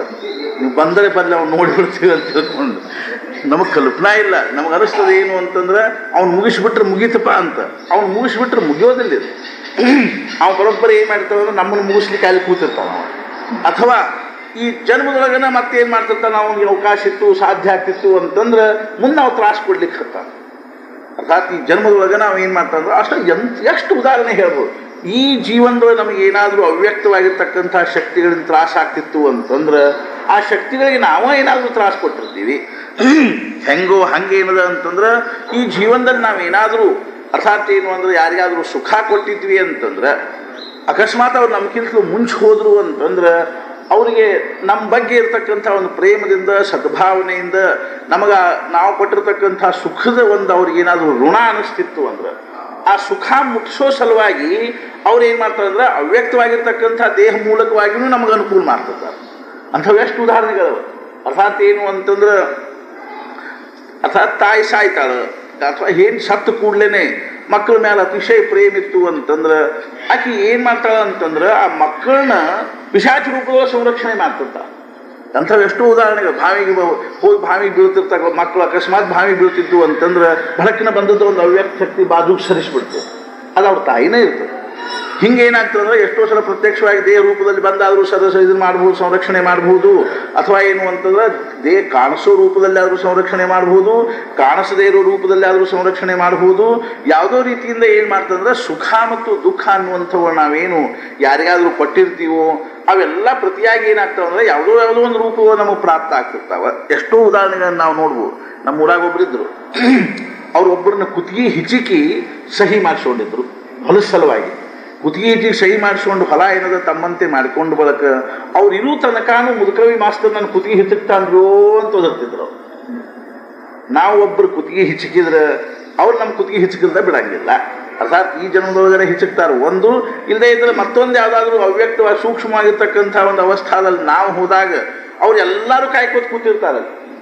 ನಾವು ಯಾರಿಗೆ ಏನೇನು ಮಾಡಿರ್ತೀವೋ ಅವರೆಲ್ಲರೂ ಅಲ್ಲಿ ಸೂಕ್ಷ್ಮವಾಗಿ ಕಾಯ್ಕೋತ ಕೂತಿರ್ತಾರೆ. ಅದಕ್ಕೆ ಒಂದು ನರಕ ಅಂತ ತಿಳ್ಕೊಂಡು ಒಬ್ಬ ಹೊಡಿತಾನ, ಒಬ್ಬ ಬಡಿತಾನ, ಒಬ್ಬ ನಿಂದ ಮಾಡ್ತಾನೆ, ಒಬ್ಬ ಯಾವುದೋ ರೀತಿಯಿಂದ ದುಃಖವನ್ನು ಅವ್ರು ಏನು ಮಾಡ್ಲಿಕ್ಕೆ ಹತ್ತಿರ್ತಾರೆ, ಕೊಡ್ಲಿಕ್ಕೆ ತಯಾರಾಗಿ ಕೂತಿರ್ತಾರೆ. ಹೆಂಗೋ ಹಂಗೇನದ ಅಂದ್ರೆ ಯಾವ್ಯಾವ ಜೀವಿಗಳಿಗೆ, ಯಾವ್ಯಾವ ಪ್ರಾಣಿಗಳಿಗೆ, ಮನುಷ್ಯರಿಗೆ ನಾವು ಸುಖ ಕೊಟ್ಟಿರ್ತೀವೋ, ಯಾವ್ಯಾರಿಗೆ ನಾವು ಹಿತ ಮಾಡಿರ್ತೀವೋ ಅವರೆಲ್ಲರೂ ನಮಗೆ ಏನು ಮಾಡ್ಲಿಕ್ಕೆ ಹತ್ತಾರಂದ್ರೆ ಅಲ್ಲೇ ನಮಗೆ ಅತ್ಯಂತ ಪ್ರೇಮದಿಂದ, ಆದರದಿಂದ, ಗೌರವದಿಂದ ಮತ್ತು ನಮಗೇನು ಮಾಡ್ಲಿಕ್ಕೆ ಸಿದ್ಧರಾಗಿರ್ತಾರೆ ಅಂದ್ರೆ ಸುಖ ಕೊಡ್ಲಿಕ್ಕೆ ಸಿದ್ಧರಾಗಿರ್ತಾರೆ. ಅರ್ಥಾತ್ ಈ ಪ್ರಕಾರವಾಗಿ ಏನದ ಅಂತಂದ್ರೆ ಯಾವ ಸುಖವನ್ನು ನಮ್ಗೆ ಈ ಜನ್ಮದಾಗ ಕೊಡ್ಲಿಕ್ಕೆ ಆಗೋದಿಲ್ಲೋ ಅಂಥ ಒಂದು ಸುಖವನ್ನು ಅವ್ರು ಏನು ಮಾಡ್ತಾರೆ ಅಂದರೆ ನಾವು ಈ ದೇಹ ಬಿಟ್ಟು ಬಳಕ ಅವರು ಅಲ್ಲಿ ಒಂದು ಸುಖ ಕೊಡ್ಲಿಕ್ಕೆ ಒಂದೇನು ನಮ್ಗೆ ಯಾವುದೋ ಒಂದು ರೀತಿಯಿಂದ ನಮ್ಮನ್ನು ಸಂತುಷ್ಟಗೊಳಿಸ್ಲಿಕ್ಕೆ ಅವ್ರು ಪ್ರಯತ್ನ ಮಾಡ್ತಾ ಇರೋದಕ್ಕೆ ಏನಂತೀವಿ ನಾವು ಅಂದರೆ ಸ್ವರ್ಗ ಅಂತ ತಿಳ್ಕೊಂಡು ಹೆಸರು. ನಾವು ಮಾಡಿರ್ತಕ್ಕಂಥ ಕರ್ಮಗಳ ಫಲಾನ ನಮಗೇನು ಅನುಭವಿಸ್ಲಿಕ್ಕೆ ಬರ್ತದೆ ಅಂತಂದ್ರೆ ಸೂಕ್ಷ್ಮವಾಗಿರ್ತಕ್ಕಂಥ ಭಾವದೊಳಗೂ ಅನುಭವಿಸ್ಲಿಕ್ಕೆ ಬರುವುದಕ್ಕೆ ಸ್ವರ್ಗ ಮತ್ತು ನರಕ ಅಂತ ತಿಳ್ಕೊಂಡು ಹೆಸರು. ಸ್ಥೂಲವಾಗಿರ್ತಕ್ಕಂಥ ಭಾವದಲ್ಲಿ ಅನುಭವಿಸ್ಲಿಕ್ಕೆ ಬರುವುದನ್ನು ಈ ಒಂದು ಪ್ರಪಂಚ ಅಂತ ತಿಳ್ಕೊಂಡು ಹೆಸರು. ಆದ್ದರಿಂದ ಏನದ ಅಂತ ತಿಳ್ಕೊಂಡು ಕೇಳಿದ್ರೆ ಈ ಕುಟುಂಬ ಅನ್ನುವಂಥದ್ದು ಏನದನು ಅನ್ಯೋನ್ಯವಾಗಿ ನಾವು ಒಬ್ಬರಿಗೊಬ್ಬರು ಸುಖ ದುಃಖ ಕೊಡ್ತಕ್ಕಂಥದ್ದು ಬಾಕಿ ಏನು ಉಳಿದಿರ್ತದನೋ ಅದು ನಾವು ಒಬ್ಬರಿಗೊಬ್ಬರು ಮುಗಿಸ್ಕೊಂಡು ಹೋಗಲಿಕ್ಕೆ ನಾವು ಒತ್ತಟ್ಟಿ ಸೇರಿರ್ತಕ್ಕಂಥದ್ದು. ಆದ್ದರಿಂದ ಕರ್ತವ್ಯ ಏನಾಗ್ತದೆ ಅಂತ ತಿಳ್ಕೊಂಡು ಕೇಳಿದ್ರೆ ನಾವು ಅನ್ಯೋನ್ಯವಾಗಿ ಒಬ್ಬರಿಗೊಬ್ಬರು ಏನು ಮಾಡಬೇಕಾಗಿರ್ತಕ್ಕಂಥ ಕರ್ತವ್ಯ, ಹಿತಾನ ಮಾಡಬೇಕಾಗಿರ್ತಕ್ಕಂಥ ಕರ್ತವ್ಯ ಆಗ್ತದೆ. ಅದರ ಅರ್ಥ ಏನು ಅಂತಂದ್ರೆ ಪುಣ್ಯವನ್ನು ಮಾಡಬೇಕು, ಧರ್ಮವನ್ನು ಮಾಡಬೇಕು ಅನ್ನುವಂಥದ್ದನ್ನು. ಆದರೆ ಈ ಪ್ರಕಾರವಾಗಿರ್ತಕ್ಕಂಥ ಧರ್ಮ ಅನ್ನುವಂಥದ್ದು, ಪುಣ್ಯ ಅನ್ನುವಂಥದ್ದು ಶಾಸ್ತ್ರಕ್ಕನುಸಾರವಾಗಿ ನಮಗೆ ಮಾಡಲಿಕ್ಕೆ ಶಕ್ಯವಾಗದೇ ಇದ್ರೆ ಅವಾಗ ಏನಾಗ್ಲಿಕ್ಕೆ ಅಂದ್ರೆ ಅದಕ್ಕನುಸಾರವಾಗಿರ್ತಕ್ಕಂಥ ಮುಂದಿನ ಗತಿಗಳು ನಮಗೇನಾಗ್ತಾವೆ ಅಂದ್ರೆ ಪ್ರಾಪ್ತ ಆಗ್ತಾವೆ ಅನ್ನೋದನ್ನು ಹೇಳಬೇಕಾಗಿ. ಆದ್ದರಿಂದ ಏನದ ಅಂತ ತಿಳ್ಕೊಂಡು ಕೇಳಿದ್ರೆ ಕುಟುಂಬ ವಿಘಟಿತ ಆತು ಅಂದ್ರೆ, ಉದ್ವಸ್ತ ಆತು ಅಂದ್ರೆ ಸಮಾಜದೊಳಗೆ ಬಹಳ ದೊಡ್ಡ ಪ್ರಮಾಣದಾಗಿರ್ತಕ್ಕಂಥ ಏನಾಗ್ತದೆ ಅಂತಂದ್ರೆ ಅಲ್ಲೋಲ ಕಲ್ಲೋಲ ಆಗ್ತದೆ. ಅಲ್ಲೋಲ ಕಲ್ಲೋಲ ಆಗ್ತದೆ. ಇದರ ಅರ್ಥ ಏನು ಅಂದ್ರೆ ಸೂಕ್ಷ್ಮವಾಗಿರ್ತಕ್ಕಂಥ ಒಂದು ಏನು ನಿರ್ಮಾಣ ಆಗ್ತದೆ ಅಂದ್ರೆ ದುಃಖ ನಿರ್ಮಾಣ ಆಗ್ತದೆ, ಕ್ಲೇಶ ನಿರ್ಮಾಣ ಆಗ್ತದೆ. ಅದಕ್ಕೆ ನಾವೇನಂತೀವಿ ಅಂದ್ರೆ ಪಾಪ ಅಂತ ತಿಳ್ಕೊಂಡು ಈ ಪಾಪದ ಒಂದು ಪ್ರಭಾವ ಎಷ್ಟು ತೀಕ್ಷ್ಣ ಆಗಿರ್ತದೆ ಅಂತ ತಿಳ್ಕೊಂಡು ಕೇಳಿದ್ರೆ ಜ್ಞಾನೇಶ್ವರ ಮಹಾರಾಜರು ಏನಂತಾರ ಅಂತಂದ್ರೆ ಈ ಪಾಪದ ಪ್ರಭಾವ ಅನ್ನುವಂಥದ್ದು ವ್ಯಕ್ತಿಗತ ಜೀವನದೊಳಗಿನ ಪಾಪ ಅನ್ನುವಂಥದ್ದು ಸಾಮಾಜಿಕ ಜೀವನದ ಜೊತೆಗೆ ಯಾವಾಗ ಏನಾಗ್ತದೆ ಅಂದ್ರೆ ತುಂಬ್ಕೋತದನೋ, ಅರ್ಥಾತ್ ಒಂದೊಂದು ವ್ಯಕ್ತಿಯ ಆ ಪಾಪದ ಕೂಡ್ಕೋತ ಒಂದು ಸಮಾಜದ ಪಾಪ ಆತು ಅಂತಂದ್ರೆ ಆ ಪಾಪದ ಫಲ ಅನ್ನುವಂಥದ್ದು ಎಷ್ಟು ತೀವ್ರ ಆಗ್ತದೆ ಅಂತಂದ್ರೆ ಬ್ರಹ್ಮದೇವರವರೆಗೂ ಆ ಪಾಪದ ಫಲ ಅನ್ನುವಂಥದ್ದನ್ನು ಅನುಭವಿಸಬೇಕಾಗಿ ಬರ್ತದೆ ಅಂತ ತಿಳ್ಕೊಂಡು ಹೇಳ್ತಾರೆ. ಅರ್ಥಾತ್ ಏನು ಅಂತಂದ್ರೆ ನಾವು ಈ ದೇಹಧಾರಿಯಾಗಿದ್ದುಕೊಂಡನ ಯಾಕಾಗೋಲ್ತಾಗ ನಾವು ಮಾಡಿರ್ತಕ್ಕಂಥ ಕರ್ಮಗಳ ಫಲ ಅನ್ನುವಂಥದ್ದು ಸೂಕ್ಷ್ಮವಾಗಿ ಎಲ್ಲಿ ತನಕ ಹೋಗ್ತದೆ ಅಂತ ತಿಳ್ಕೊಂಡು ಕೇಳಿದ್ರೆ ನಮ್ಮ ಪಿತೃಗಳು ಏನು ಸ್ವರ್ಗದಲ್ಲೋ ನರಕದಲ್ಲೋ ಏನಿರ್ತಾರೋ ಅವ್ರವರೆಗೂ ಏನಾಗಿ ಹೋಗ್ತದೆ ಅಂದ್ರೆ ಆ ಕರ್ಮದ ಫಲ ಅನ್ನುವಂಥದ್ದು ಸೂಕ್ಷ್ಮವಾಗಿ ಅವ್ರಿಗೂ ಹೋಗಿ ಅದರದ್ದು ಪ್ರಭಾವ ಅನ್ನುವಂಥದ್ದು ಆಗ್ತದೆ. ಆದ್ದರಿಂದ ಏನಾಗ್ತದೆ ಅಂದ್ರೆ ಅತಿಶಯ ಪಾಪದಲ್ಲೇ ಪ್ರವೃತ್ತರಾಗಿರ್ತಕ್ಕಂಥವ್ರು ಆಗಿದ್ವಿ ಅಂತಂದ್ರೆ ಅವರು ತಮ್ಮ ಕರ್ಮಾನುಸಾರವಾಗಿ ಏನೋ ಒಂದು ಸುಖ ಅನುಭವಿಸ್ತಿದ್ರು, ಒಂದು ಸ್ವರ್ಗದಲ್ಲಿದ್ದರು ಅಂತಂದ್ರೆ ನಮ್ಮ ಒಂದು ಪಾಪದ ಪ್ರಭಾವದಿಂದಾಗಿ ಅವ್ರು ಸ್ವರ್ಗದಿಂದ ಏನಾಗ್ಬಿಡ್ತಾರೆ ಅಂದ್ರೆ ನರಕಕ್ಕೆ ಬರ್ತಾರೆ ಅಂತ. ಅರ್ಥಾತ್ ಏನಾಗ್ತದಂದ್ರೆ ಸ್ವರ್ಗದಿಂದನೂ ಸಹಿತ ಅವ್ರ ಪಿತೃಗಳೆಲ್ಲ ಏನಾಗ್ತದಂದ್ರೆ ನರಕಕ್ಕೆ ಬರ್ತಕ್ಕಂಥ ಸಂಭವ ಇರ್ತದೆ. ಆದ್ದರಿಂದ 42 ಕುಲ ಉದ್ಧಾರ ಮಾಡ್ತಾರೆ ಅಂತ ತಿಳ್ಕೊಂಡು ಹೇಳ್ತಾರೆ. ಒಬ್ಬ ಭಗವದ್ಭಕ್ತ ಆದ ಅಂತಂದ್ರೆ ಇತ್ಲಾಗಿನ್ನೂ ಅರ್ಥಾತ್ ಏನು ಅಂತಂದ್ರೆ 21 ಕುಲ ಇತ್ಲಾಗಿನ್ನೂ 21 ಕುಲ ಉದ್ಧಾರ ಆಗ್ತಾವ ಅಂತ ತಿಳ್ಕೊಂಡು ಹೆಂಗೆ ಹೇಳ್ತಾರೋ ಹಂಗೇನು ಅಂದ್ರೆ ಅತಿಶಯವಾಗಿರ್ತಕ್ಕಂಥ ಒಂದೇನು ಅಂದ್ರೆ ಪಾಪದಿಂದ ಏನಾಗ್ತದೆ ಅಂದ್ರೆ 42 ಕುಲ ನರಕಕ್ಕೆ ಹೋಗ್ತಕ್ಕಂಥ ಸಂಭವನೂ ಇರ್ತದೆ. ಆದ್ದರಿಂದ ಇಲ್ಲಿ ಅರ್ಜುನ ಏನಂತಾನ ಅಂತಂದ್ರೆ ಈ ಪ್ರಕಾರವಾಗಿರ್ತಕ್ಕಂಥ ಧರ್ಮಕರ್ಮಗಳು ಸಮಾಜ ಅರ್ಥಾತ್ ಏನು ಕುಟುಂಬದಲ್ಲಿ ಸಂಭವಿಸಲಿಲ್ಲ ಅಂತಂದ್ರೆ, ಅರ್ಥಾತ್ ಏನು ಅಂದ್ರೆ ಧರ್ಮಕರ್ಮಗಳು ಕುಟುಂಬದಲ್ಲಿ ಸಂಭವಿಸಲಿಲ್ಲ ಅಂತಂದ್ರೆ ಬ್ರಹ್ಮ ಪರ್ಯಂತವಾಗಿರ್ತಕ್ಕಂಥ ಒಂದು ಏನಾಗ್ತದಂದ್ರೆ ಅಸ್ತವ್ಯಸ್ತಪಣ ಅನ್ನುವಂಥದ್ದು ನಿರ್ಮಾಣ ಆಗ್ತದೆ, ಅವ್ಯವಸ್ಥಾ ಅನ್ನುವಂಥದ್ದು ನಿರ್ಮಾಣ ಆಗ್ತದೆ. ಅದು ಅಲ್ಲದೇ ಏನಾಗ್ತದೆ ಅಂತ ತಿಳ್ಕೊಂಡು ಕೇಳಿದ್ರೆ ಈ ಒಂದು ದೇಹಧಾರಿಯಾಗಿದ್ದುಕೊಂಡು ಮಾಡ್ತಕ್ಕಂಥ ಒಂದು ಕರ್ಮಗಳ ಫಲದಿಂದ ಆಗಲಿ ಅಥವಾ ಏನು ಅಂತಂದ್ರೆ ಎಷ್ಟು ಸೂಕ್ಷ್ಮವಾಗಿದೆ ಅಂತ ತಿಳ್ಕೊಂಡು ಕೇಳಿದ್ರೆ, ಈಗ ಯಾರಾದರೂ ಸತ್ತ ಕೂಡಲೇ ನಾವು ಅವ್ರನ್ನ ಸ್ಮರಣೆ ಮಾಡಿಕೊಂಡು ಅತ್ಕೋತ ಶೋಕ ಮಾಡ್ಕೋತ ಕೂತೀವಿ ಅಂತಂದ್ರೆ ಶಾಸ್ತ್ರಕಾರ ಏನಂತಾರ ಅಂತಂದ್ರೆ ನೀವು ಅವ್ರ ವಿಷಯದಲ್ಲಿ ಬಹಳ ದೊಡ್ಡ ತಪ್ಪು ಮಾಡ್ಲಿಕ್ಕೆ ಹತ್ತೀರಿ ಅಂತ. ಏನು ತಪ್ಪು ಮಾಡ್ಲಿಕ್ಕೆ ಹತ್ತೀರಿ ಅಂದ್ರೆ ಅವ್ರು ಏನು ಮುಂದೆ ಗತಿ ಆಗಬೇಕು ಆ ಗತಿಯನ್ನು ನೀವು ಅವರುದ್ಧ ಮಾಡ್ಲಿಕ್ಕೆ ಹತ್ತೀರಿ ಅಂತ. ಅವ್ರು ನೆನೆಸ್ಕೊತ ಕೂಡೋದು ಅಂದ್ರೆ ಅವ್ರು ನಾವು ಜಗ್ ಹಿಡ್ಕೊಂಡು ಕೂತಂಗೆ ಆಗ್ತದೆ. ಪಾಪ ಅವ್ರ ಮುಂದಿನ ಗತಿಗೆ ಹೋಗೋವ್ರನ್ನ ನಾವೇನು ಮಾಡ್ದಂಗೆ ಆಗ್ತದಂದ್ರೆ ಜಗ್ ಹಿಡ್ಕೊಂಡು ಕೂತಂಗೆ ಆಗ್ತದೆ. ಆದ್ದರಿಂದ ಏನದ ಅಂತಂದ್ರೆ 12 ದಿವಸ ಶೋಕ ಮಾಡ್ತಕ್ಕಂಥದ್ರ ಇದು ಅದ. ನಮಗೆ 13ನೇ ದಿವಸ ನಾವು ಸಮಾಧಾನ ಮಾಡ್ಕೋಬೇಕು ಅಂತದ.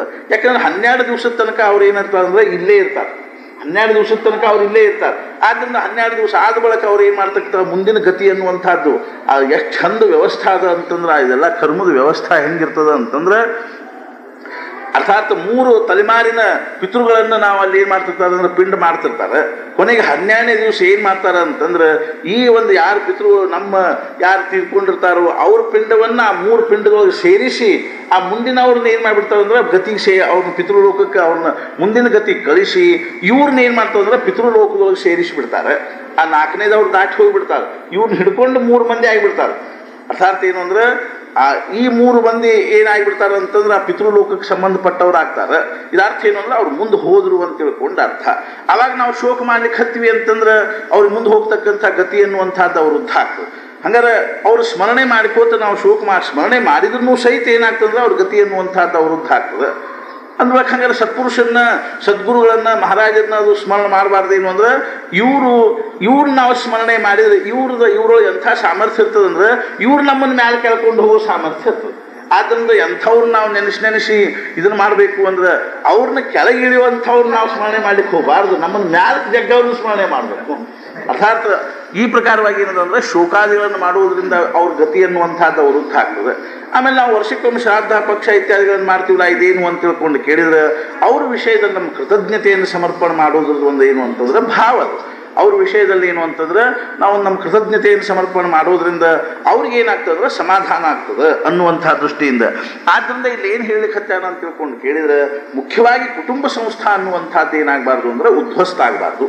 ಯಾವ ಸಮಾಜದಲ್ಲಿ ಕುಟುಂಬ ಸಂಸ್ಥಾ ಅನ್ನುವಂಥದ್ದು ಉದ್ಧ್ವಸ್ತ ಆಯ್ತು ಅಲ್ಲಿ ಲೌಕಿಕವಾಗಿರ್ತಕ್ಕಂಥ ಒಂದು ಏನಾಗ್ತದೆ ಅಂದ್ರೆ ಒಂದು ಲೌಕಿಕವಾಗಿರ್ತಕ್ಕಂಥ ಒಂದು ಅವ್ಯವಸ್ಥಾ ನಿರ್ಮಾಣ ಆಗ್ತದೆ, ಪಾರಮಾರ್ಥಿಕವಾಗಿರ್ತಕ್ಕಂಥ ಅವ್ಯವಸ್ಥಾ ನಿರ್ಮಾಣ ಆಗ್ತದೆ, ಅದೇ ಧಾರ್ಮಿಕವಾಗಿರ್ತಕ್ಕಂಥ ಅವ್ಯವಸ್ಥಾ ನಿರ್ಮಾಣ ಆಗ್ತದೆ, ಆಧ್ಯಾತ್ಮಿಕವಾಗಿರ್ತಕ್ಕಂಥ ಅವ್ಯವಸ್ಥಾ ಅನ್ನುವಂಥದ್ದು ಸಹಿತ ಏನಾಗ್ತದೆ ನಿರ್ಮಾಣ ಆಗ್ತದೆ.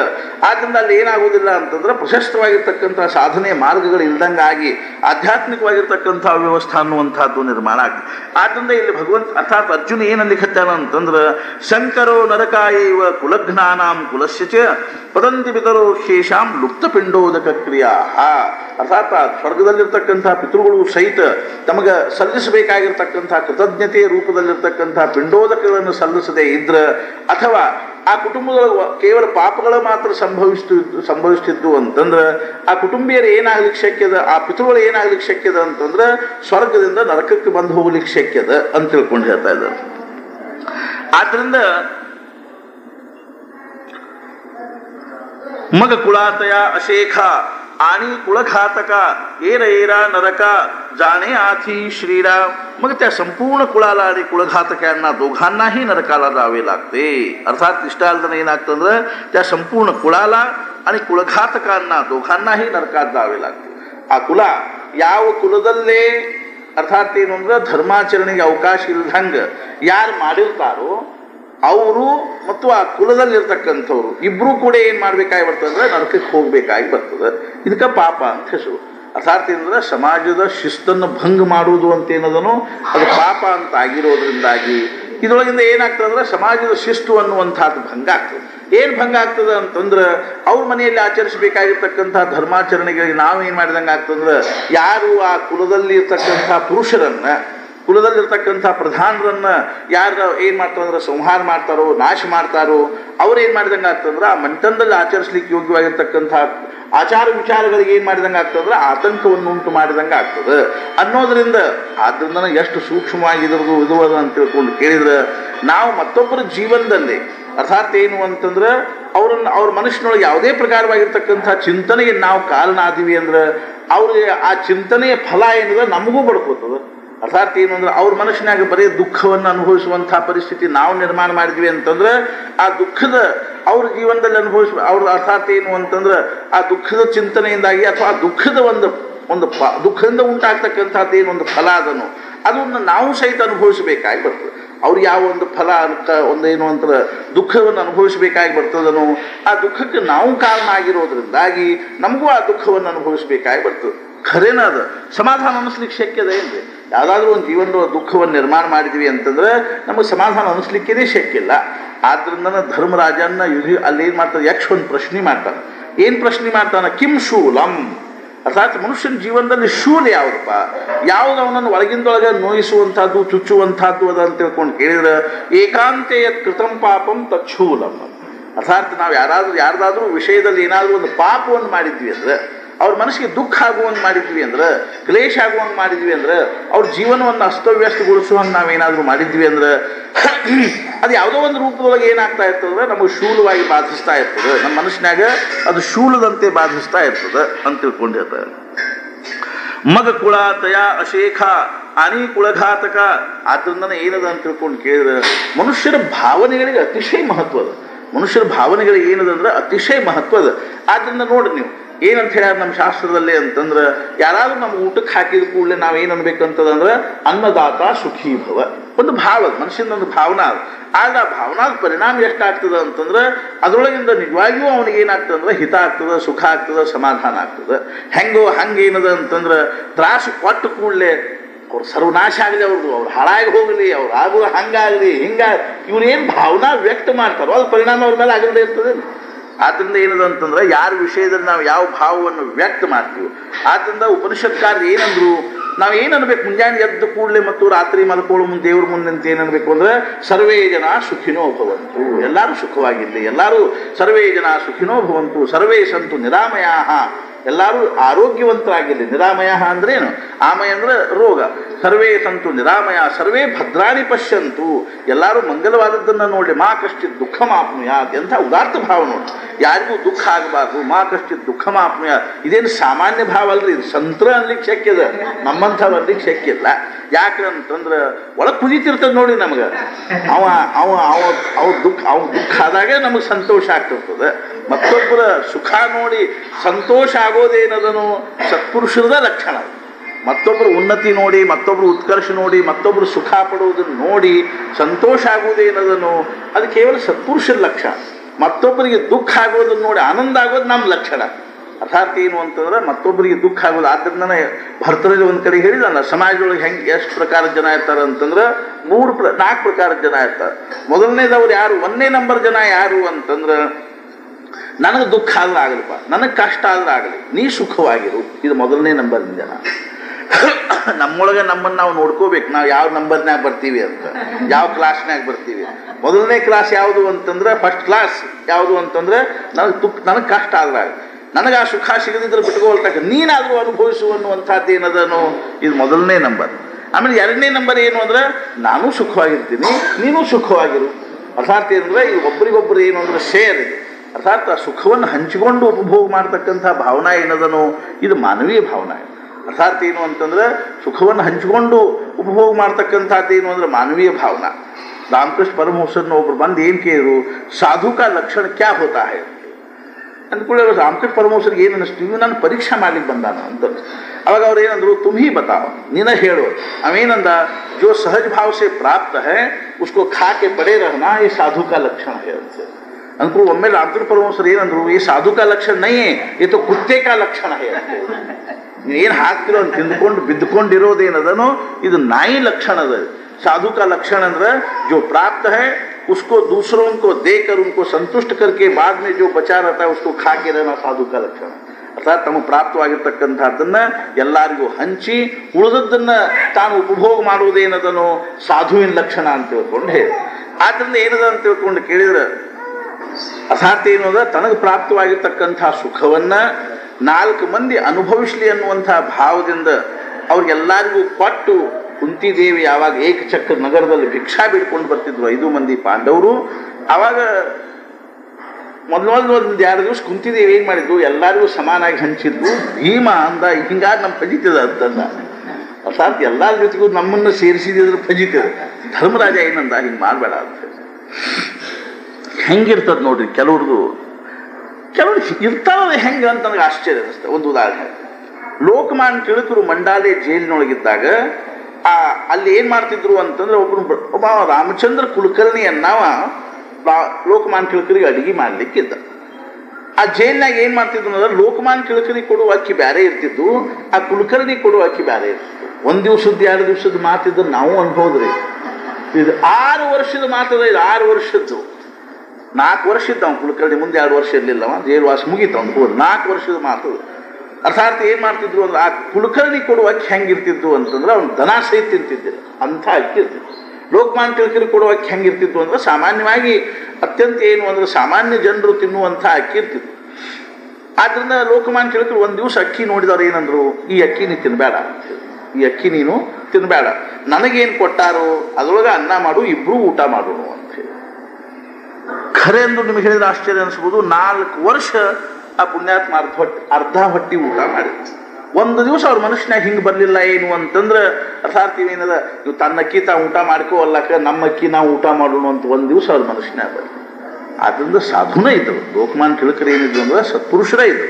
ಹೆಂಗೋ ಹಂಗೆ ಏನದ ಅಂತ ತಿಳ್ಕೊಂಡು ಕೇಳಿದ್ರೆ ಧರ್ಮರಾಜ ಏನಂದ, ಅವ್ರು ಹೇಳಿದ, ಅವ್ವ ಅಂದ, ಹಿಂಗಾರು ಉಪಯೋಗ ಆಗುದಿಲ್ಲ ಅಂದ.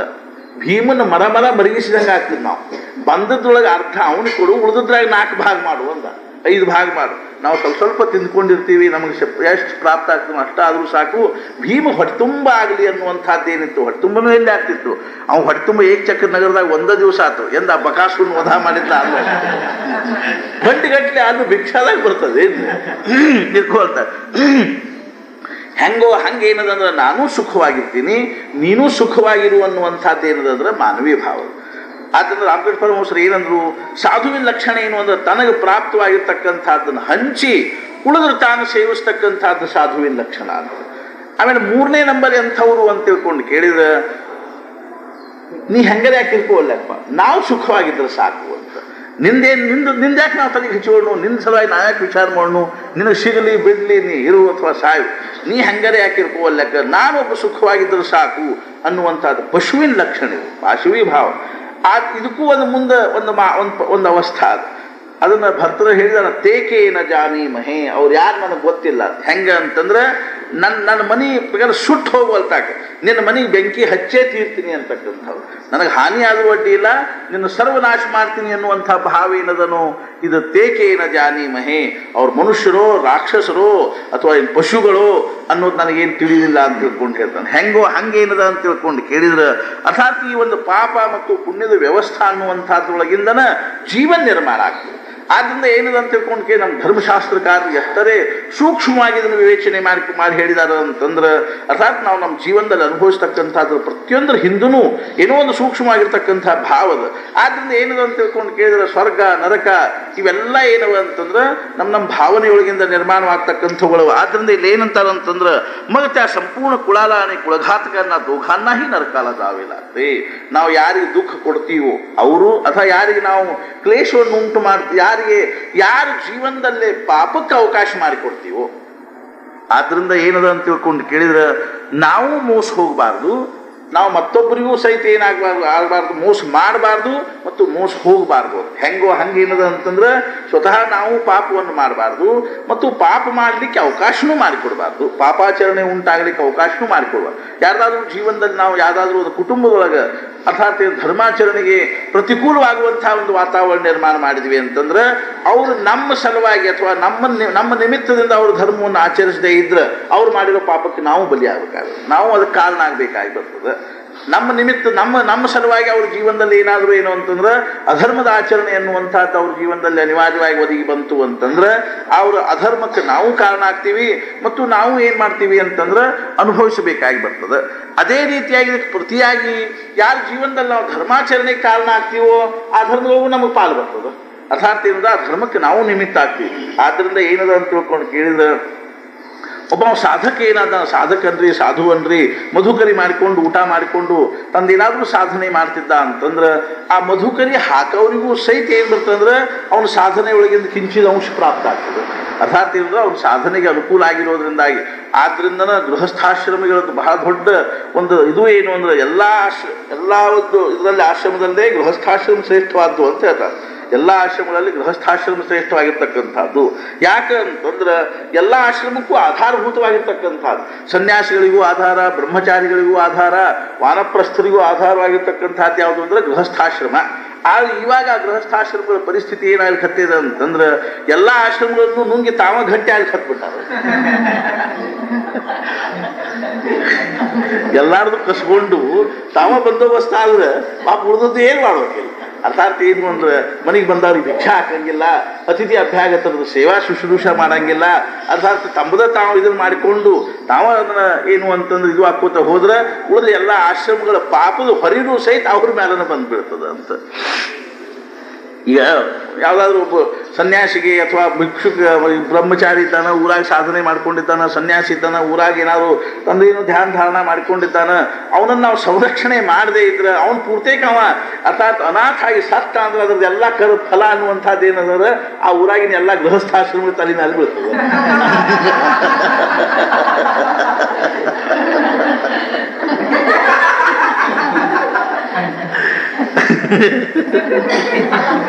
ಆದ್ರಿಂದ ಊರಾಗ ಅಂಥವ್ರು ಯಾರಾದ್ರೂ ಇದ್ರ, ಆಸ್ಪಾಸ್ ಯಾರಾದ್ರೂ ಇದ್ರ ನಾಳಿಂದಾಗ ಹೋಗಿ ಅವ್ರು ಯೋಗಕ್ಷೇಮ ನೋಡ್ಕೊತ ಇರ್ಬೇಕು.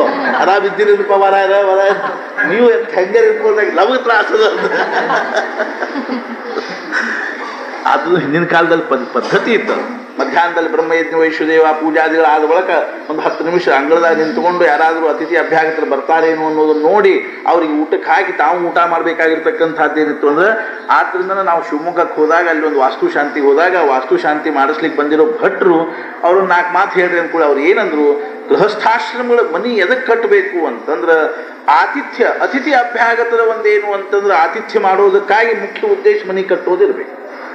ಅರ್ಥಾತ್ ಏನು ಅಂದ್ರೆ ತಮ್ಮ ಸಲುವಾಗಿ ಕಟ್ಟುವುದು ಅನ್ನೋಕ್ಕಿಂತಲೂ ಅತಿಥಿ ಅಭ್ಯಾಗತರ ಸೇವಾ ಶುಶ್ರೂಷಾದಿಗಳನ್ನು ಮಾಡಲಿಕ್ಕೆ ನಮಗೆ ಮನೆ ಬೇಕಾಗ್ಯದ ಅಂತ ತಿಳ್ಕೊಂಡು ನಾವು ಮನೆ ಕಟ್ಟಬೇಕು. ಅದ್ರೊಳಗೆ ನಾವು ಇರೋದಂತೂ ಇದ್ದೇ ಇರ್ತದೆ. ನಾವು ಅತಿಥಿ ಅಭ್ಯಾಗತರ ಒಂದು ಆತಿಥ್ಯವನ್ನು ಮಾಡುವುದು ಅನ್ನುವಂಥದ್ದು ಅತಿಥಿ ದೇವೋ ಭವ ಅನ್ನುವಂಥದ್ದನ್ನು ನಾವು ಆಚರಿಸಬೇಕಾದ್ರೆ ಮನೆಯೊಳಗೆ ಇದ್ಕೊಂಡು ಆಚರಿಸಬೇಕಾಗ್ತದೆ. ಹಾಗಾದ್ರೆ ಯಾಕೆ ಕಟ್ಟಿದ್ರಿ ಅಂತ ತಿಳ್ಕೊಂಡು ಕೇಳಿದ್ರೆ ನಾವು ಮುಖ್ಯವಾಗಿರ್ತಕ್ಕಂಥ ಧರ್ಮ ಏನದನು. ಆದ್ದರಿಂದ ಮಹಾರಾಜರು ಎಷ್ಟರ ಸರಳ ಹೇಳಿದ್ರು ಅಂತಂದ್ರೆ ಆಲ್ಯಾ ಅತಿಥ ಅನ್ನದ್ಯಾವೇ ರಾಮನಾಮ ದುಡೋದ್ಯಾವೇ. ಅರ್ಥಾತ್ ಬಾಕಿ ಏನೇನು ಮಾಡಬೇಕಾದ ಕಾರಣ ಇಲ್ಲ, ಸಹಜವಾಗಿ ಪ್ರಾಪ್ತವಾಗಿರೋ ರಾಜಸೂಯಾಗ ಅಶ್ವಮೇಧ ಯಾಗ ಮಾಡಬೇಕಾದ ಕಾರಣ ಇಲ್ಲ, ದೊಡ್ಡ ದೊಡ್ಡ ಹೋಮ ಹವನಾದಿಗಳನ್ನು ಮಾಡಬೇಕಾದ ಕಾರಣ ಇಲ್ಲ. ಮನೆಗೆ ಬಂದಿರತಕ್ಕಂಥ ಅತಿಥಿಗೆ ಅತಿಥಿ ಅಂದ್ರೆ ಏನು ಅಂದ್ರೆ ತಿಥಿಂ ಅನುಸೃತ್ಯ ನ ಆಗಚ್ಚತಿ ಅತಿಥಿ, ಹೇಳಿ ಕೇಳಿ ಬರೋರಲ್ಲ ಅಂತ. ಮುಂಚೆ ಏನು ಅಂತಂದ್ರೆ ತಾರೀಖು ಕೊಟ್ಟು ದಿವಸ ಹೇಳಿ ಹಿಂಗೆ ಬರೋರಲ್ಲ.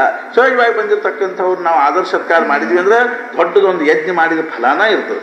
ಆದ್ದರಿಂದ ಏನದ ಅಂತ ತಿಳ್ಕೊಂಡು ಕೇಳಿದ್ರೆ ಗೃಹಸ್ಥಾಶ್ರಮಗಳು ಬಹಳ ದೊಡ್ಡ ಧರ್ಮ ಏನದ ಅಂತಂದ್ರೆ ಅತಿಥಿ ಅಭ್ಯಾಗತರು ಸೇವಾ ಶುಶ್ರೂಷ ಮಾಡೋದು, ಅದೇ ರೀತಿಯಾಗಿ ಏನು ಅಂತಂದ್ರೆ ಧರ್ಮಕರ್ಮಗಳನ್ನು ಆಚರಿಸುವುದು ಅನ್ನುವಂಥದ್ದು ಏನದಂದ್ರೆ ಗೃಹಸ್ಥಾಶ್ರಮ ಧರ್ಮ ಆಗಿರೋದ್ರಿಂದ ಇದೇನಾಗಿ ಹೋಗ್ತದೆ. ಯಾವ ಒಂದು ಕುಟುಂಬದಲ್ಲಿ ಧರ್ಮಾಚರಣೆ ನಡೀದೇ ಇರೋದಕ್ಕೆ ನಾವು ಕಾರಣ ಆದಿವಿ ಅಂದ್ರೆ ಅವರು ನರಕಕ್ಕೆ ಹೋಗ್ತಾರೆ. ಅವ್ರನ್ನ ಆ ಪ್ರಕಾರವಾಗಿ ನಾವು ನರಕಕ್ಕೆ ಹೋಗುವಂಥವ್ರನ್ನ ಮಾಡಿರೋದ್ರಿಂದಾಗಿ ನಾವು ನರಕಕ್ಕೆ ಹೋಗ್ಬೇಕಾಗಿ ಬರ್ತದೆ ಅಂತ. ದೇಖೆ ವಂಶವೃದ್ಧಿ ಸಮಸ್ತ ಯಾ परिहोय पतित मग ओवांडिती स्वर्गस्थ पूर्व पुरुष श्रीराम पहा ह्या प्रमाणे वंशात वाढलेली सर्व प्रजा अधोगतीला जाते आणि मग त्यांच्या स्वर्गातील पूर्वज फिरून परत येतात. ಅರ್ಜುನಂದು ಈ ಒಂದು ವಿವರಣೆ ಏನದನೋ ಇದು ಮೋಹಾವಿಷ್ಟವಾಗಿರ್ತಕ್ಕಂಥ ಭಾವದೊಳಗಿರ್ತಕ್ಕಂಥದ್ದಾಗಿದ್ರೂ ಸಹಿತ ಅಜ್ಞಾನ ಅವಸ್ಥೆಯಲ್ಲಿರ್ತಕ್ಕಂಥ ಒಂದೇನು ಮನುಷ್ಯ ಸಮಾಜದನು ಆ ಸಮಾಜದಲ್ಲೇ ಅರ್ಥಾತ್ ಏನು ಅಂದ್ರೆ ಧರ್ಮ ದೃಷ್ಟಿಯಿಂದ ವಿವೇಚನೆ ಮಾಡಲಿಕ್ಕೆ ಯೋಗ್ಯವಾಗಿರ್ತಕ್ಕಂಥದ್ದು. ಅರ್ಥಾತ್ ಈ ಸ್ವರ್ಗ ನರಕದ ಕಲ್ಪನಾ, ಧರ್ಮ ಅಧರ್ಮದ ಕಲ್ಪನಾ ಅನ್ನುವಂಥದ್ದು ಏನದನು ಇದೊಂದು ಅವಸ್ಥಾದೊಳಗಿಂದ ವಸ್ತುಸ್ಥಿತಿ ಅದ. ಇದರೊಳಗೆ ಎಳ್ಳಷ್ಟು ಏನಿಲ್ಲ ಅಂದ್ರೆ ಸಂಶಯ ಇಲ್ಲ. ಈ ಪಾಪ ಪುಣ್ಯವನ್ನು ಒಪ್ಪದೇ ಇರ್ತಕ್ಕಂಥವ್ರು ಧರ್ಮ ಅರ್ಥಾತ್ ಏನಂದ್ರೆ ಅಧ್ಯಾತ್ಮವಾದಿಗಳ ಅಲ್ಲ ಅಂತ ತಿಳ್ಕೊಂಡು ಹೇಳುವುದು. ಅರ್ಥಾತ್ ಅಧ್ಯಾತ್ಮವಾದಿಗಳು ಅಥವಾ ಪರಮಾರ್ಥವಾದಿಗಳು ಅಂದರೆ ಹೆಂಗ ಅಂತಂದ್ರೆ ಪಾಪ ಪುಣ್ಯ ಪುನರ್ಜನ್ಮ ಪೂರ್ವಜನ್ಮ. ಆದ್ದರಿಂದ ಆಸ್ತಿಕರು ಅಂತ ಯಾರಿಗೆ ಅನ್ಬೇಕು ಅಂದ್ರೆ ಅಸ್ತಿ ಈಶ್ವರ, ಭಗವಂತಿದ್ದಾನ ಅನ್ನೋದು ಮೊದಲೇ ಭಾವನಾ ಇರ್ಬೇಕು. ಆಮೇಲೆ ಅಸ್ತಿ ಪುನರ್ಜನ್ಮದಪ, ಅಸ್ತಿ ನಾಕು ನರಕಶ್ಚ, ಅಸ್ತಿ ಪಾಪ ಪುಣ್ಯಂಚ, ಪಾಪ ಪುಣ್ಯಾವ ಸ್ವರ್ಗ ನರಕಾವ ಪುನರ್ಜನ್ಮ ಪೂರ್ವಜನ್ಮ ಅದ ಭಗವಂತಿದ್ದಾನ ಅಂತ ತಿಳ್ಕೊಂಡು ಯಾರು ತಿಳ್ಕೋತಾರೋ ಅಸ್ತಿ ವೇದ ಪ್ರಾಮಾಣ್ಯಂ, ವೇದಗಳಿಗೆ ಮಹತ್ವದ ಪ್ರಮಾಣದ ಅಂತ ತಿಳ್ಕೊಂಡು ಯಾರಂತಾರೋ ಅವರೇನು ಅಂದ್ರೆ ಆಸ್ತಿಕರು ಅಂತ ತಿಳ್ಕೊಂಡು ಹೆಸರು. ಆದ್ದರಿಂದ ಅಧ್ಯಾತ್ಮ ಶುರು ಆಗೋದ ಈ ಪುಣ್ಯ ಪಾಪದೊಳಗಿಂದ, ಈ ಧರ್ಮ ಅಧರ್ಮದೊಳಗಿಂದ ಅಧ್ಯಾತ್ಮ ಅನ್ನುವಂಥದ್ದು ಶುರು ಆಗ್ತದೆ. ಎಲ್ಲಿ ಸ್ವರ್ಗ ಎಲ್ಲಿ ನರಕ ಯಾವ ಖಂಡ ಅನ್ನೋದನ್ನ ಅಂತನ್ನುವಂಥದ್ದು ಏನಲ್ಲ ಅಂದ್ರೆ ಅಧ್ಯಾತ್ಮ ಅನ್ನುವಂಥದ್ದಲ್ಲ. ಈ ಜೀವನದಲ್ಲಿ ನಾವು ಪ್ರಾಪ್ತವಾಗ್ತಕ್ಕಂಥದ್ದು ಎಲ್ಲಾನು ಪೂರ್ವ ಪುಣ್ಯದ ಫಲ ಅದ. ಸುಖ ದುಃಖ ಅನ್ನುವಂಥದ್ದು ಪುಣ್ಯ ಪಾಪದ ಫಲ ಅದ. ಮುಂದಾದರೂ ಸಹಿತ ನಾವೀಗ ಮಾಡಿರೋ ಪ್ರತಿಯೊಂದು ಕರ್ಮದ ಫಲವನ್ನ ನಾವು ನಿಶ್ಚಿತವಾಗಿ ಏನ್ ಮಾಡಬೇಕಾಗಿ ಬರ್ತದೆ ಅಂದ್ರೆ ಅನುಭವಿಸಬೇಕಾಗಿ ಬರ್ತದೆ. ಬಲವತ್ತರವಾಗಿರ್ತಕ್ಕಂಥದ್ದು ಕರ್ಮದ ಫಲ ಅನ್ನುವಂಥದ್ದು ಏನದಂದ್ರೆ ಅತ್ಯಂತ ಬಲವತ್ತರವಾಗಿರ್ತಕ್ಕಂಥದ್ದು, ಅದನ್ನ ಅನುಭವಿಸಲೇಬೇಕಾಗ್ತದೆ. ಲಿಖಿತಮಪಿ ಲಲಾಟೆ ಪ್ರೋಜ್ಜಿತು ಕಸ್ಸಮರ್ಥ, ಹಣೆ ಬರದಾಗ ಬರೆದನ್ನು ಯಾರು ಅಳಕಿಸ್ಲಿಕ್ಕೆ ಶಕ್ಯದ, ಮಾಡಿರ್ತಕ್ಕಂಥ ಕರ್ಮದ ಫಲವನ್ನು ಯಾರಿಗೂ ತಪ್ಪಿಸ್ಲಿಕ್ಕೆ ಆಗಂಗಿಲ್ಲ ಅಂತ ತಿಳ್ಕೊಂಡು ಹೇಳ್ತಾರೆ. ದೇಖೇ ವಂಶವೃದ್ಧಿ ಸಮಸ್ತ ಯಾ ಪರಿಹೋಯ್ ಪತಿತ ಮಗ ಓವಾಂಡಿತಿ ಸ್ವರ್ಗಸ್ಥ ಪೂರ್ವ ಪುರುಷ ಶ್ರೀರಾಮ. ಈ ಬಲವತ್ತರವಾಗಿರ್ತಕ್ಕಂಥ ಪಾಪದ ಫಲದಿಂದಾಗಿ ಏನು ಅನುಭವಿಸಬೇಕಾಗಿ ಬರ್ತದ ಅಂತಂದ್ರೆ ಸುಖದಲ್ಲಿದ್ದವರು ಸಹಿತ ದುಃಖದ ಕಡೆಗೆ ಎಳೆಯಲ್ಪಡ್ತಾರೆ. ಸುಖದಲ್ಲಿರ್ತಕ್ಕಂಥವ್ರು ಸಹಿತ ಆಗೋದಿಲ್ಲ, ಪ್ರಪಂಚೊಳಗೂ ಸಹಿತ ಹಂಗಾಗ್ತದೆ. ಮನೆ ಒಳಗೆ ಏನಾದರೂ ಬಹಳಷ್ಟು ಅಸ್ತವ್ಯಸ್ತ ಆತು ಅಂತಂದ್ರೆ ಎಲ್ಲೋ ದೂರ ನೌಕರಿ ಮಾಡ್ಕೊಂಡಿರ್ತಕ್ಕಂಥವ್ರು ಸಹಿತ ಏನ್ ಮಾಡ್ಬೇಕಾಗಿರ್ತಂದ್ರೆ ನೌಕರಿ ಚಾಕರಿ ಬಿಟ್ಟು ಮನೆಗೆ ಬಂದು ಆ ಕುಟುಂಬಿಯರ ಜೊತೆಗೆ ದುಃಖ ಅನುಭವಿಸ್ಬೇಕಾಗಿ ಬರ್ತದೆ.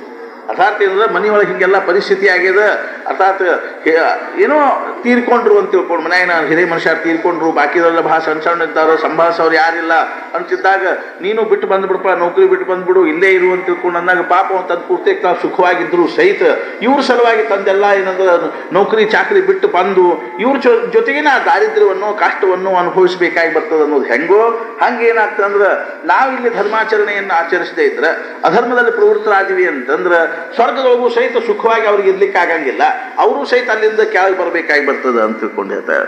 ಜೇಥ ನಿತ್ಯಾದಿ ಕ್ರಿಯಾ ಠಾಕೆ आणि नैमित्तिक क्रिया पारुखे जेथ कवना तिळोदके कवण अर्पी श्रीराम.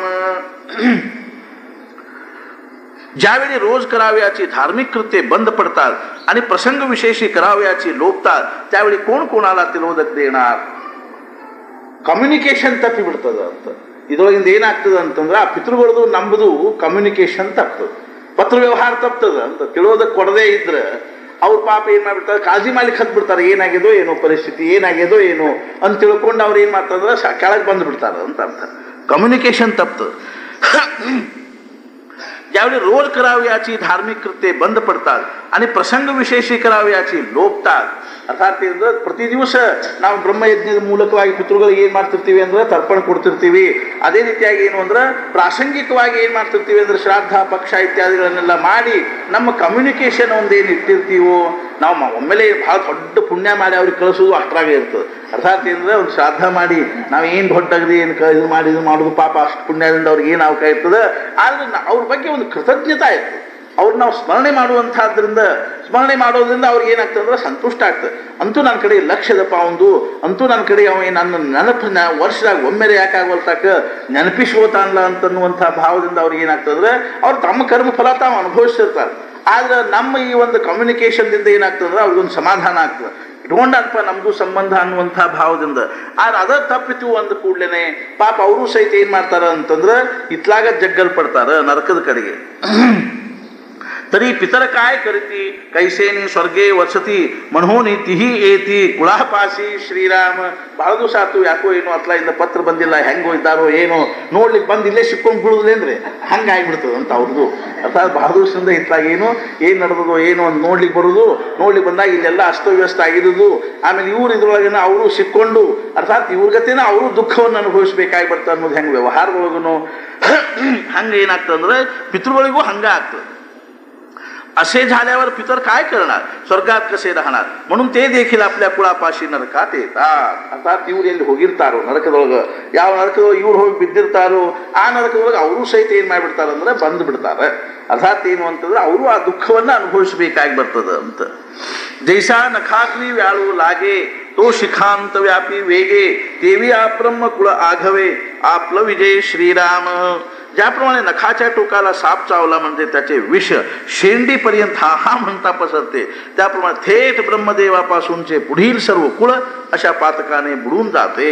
अर्थात ಏನು ಅಂದ್ರೆ ಬಟ್ಟಿನ ತುದಿ ಕಡಿದಿರ್ತ ಹಾವು ಕಡಿದ ಕ್ಷಮಾತ್ಮದಲ್ಲಿ ಏನಾಗ್ಬಿಡ್ತದೆ ಅಂದ್ರೆ ಚಂಡಕಿ ತನಕನೂ ವಿಷ ಹೆಂಗೆ ಪಸರಿಸ್ತದನೋ ಅಥವಾ ತಲೆ ತನಕನೂ ಹೆಂಗೆ ಪಸರಿಸ್ತದನೋ ಇಲ್ಲಿ ಬಟ್ಟಿಗೆ ಹೆಬ್ಬಟ್ಟಿನ ತುದಿಗೆ ವಿಷ ಹಾವು ಕಡಿದಿದ್ರೆ ಒಮ್ಮೆಲೆ ಹೆಂಗೆ ಶರೀರ ತುಂಬ ವ್ಯಾಪಿಸ್ತದನೋ ಹಂಗೆ ಒಂದು ಏನು ಅಂತಂದ್ರೆ ಅರ್ಥಾತ್ ಒಂದು ಕುಟುಂಬದಲ್ಲೇ, ಒಂದು ಪರಿವಾರದಲ್ಲೇ, ಒಂದು ಸಮಾಜದಲ್ಲೇ ಅನೇಕ ಪ್ರಕಾರವಾಗಿರ್ತಕ್ಕಂಥ ಪಾತಕಗಳು ಸಂಭವಿಸ್ಲಿಕ್ಕತ್ತು ಅಂತಂದ್ರೆ ಅದ್ರ ಪರಿಣಾಮ ಅನ್ನುವಂಥದ್ದು ಏನಾಗ್ಲಿಕ್ಕತ್ತದಂದ್ರೆ ಬ್ರಹ್ಮದೇವರವರೆಗೂ ಅದ್ರ ಪರಿಣಾಮ ಅನ್ನುವಂಥದ್ದು ಆಗ್ತದೆ.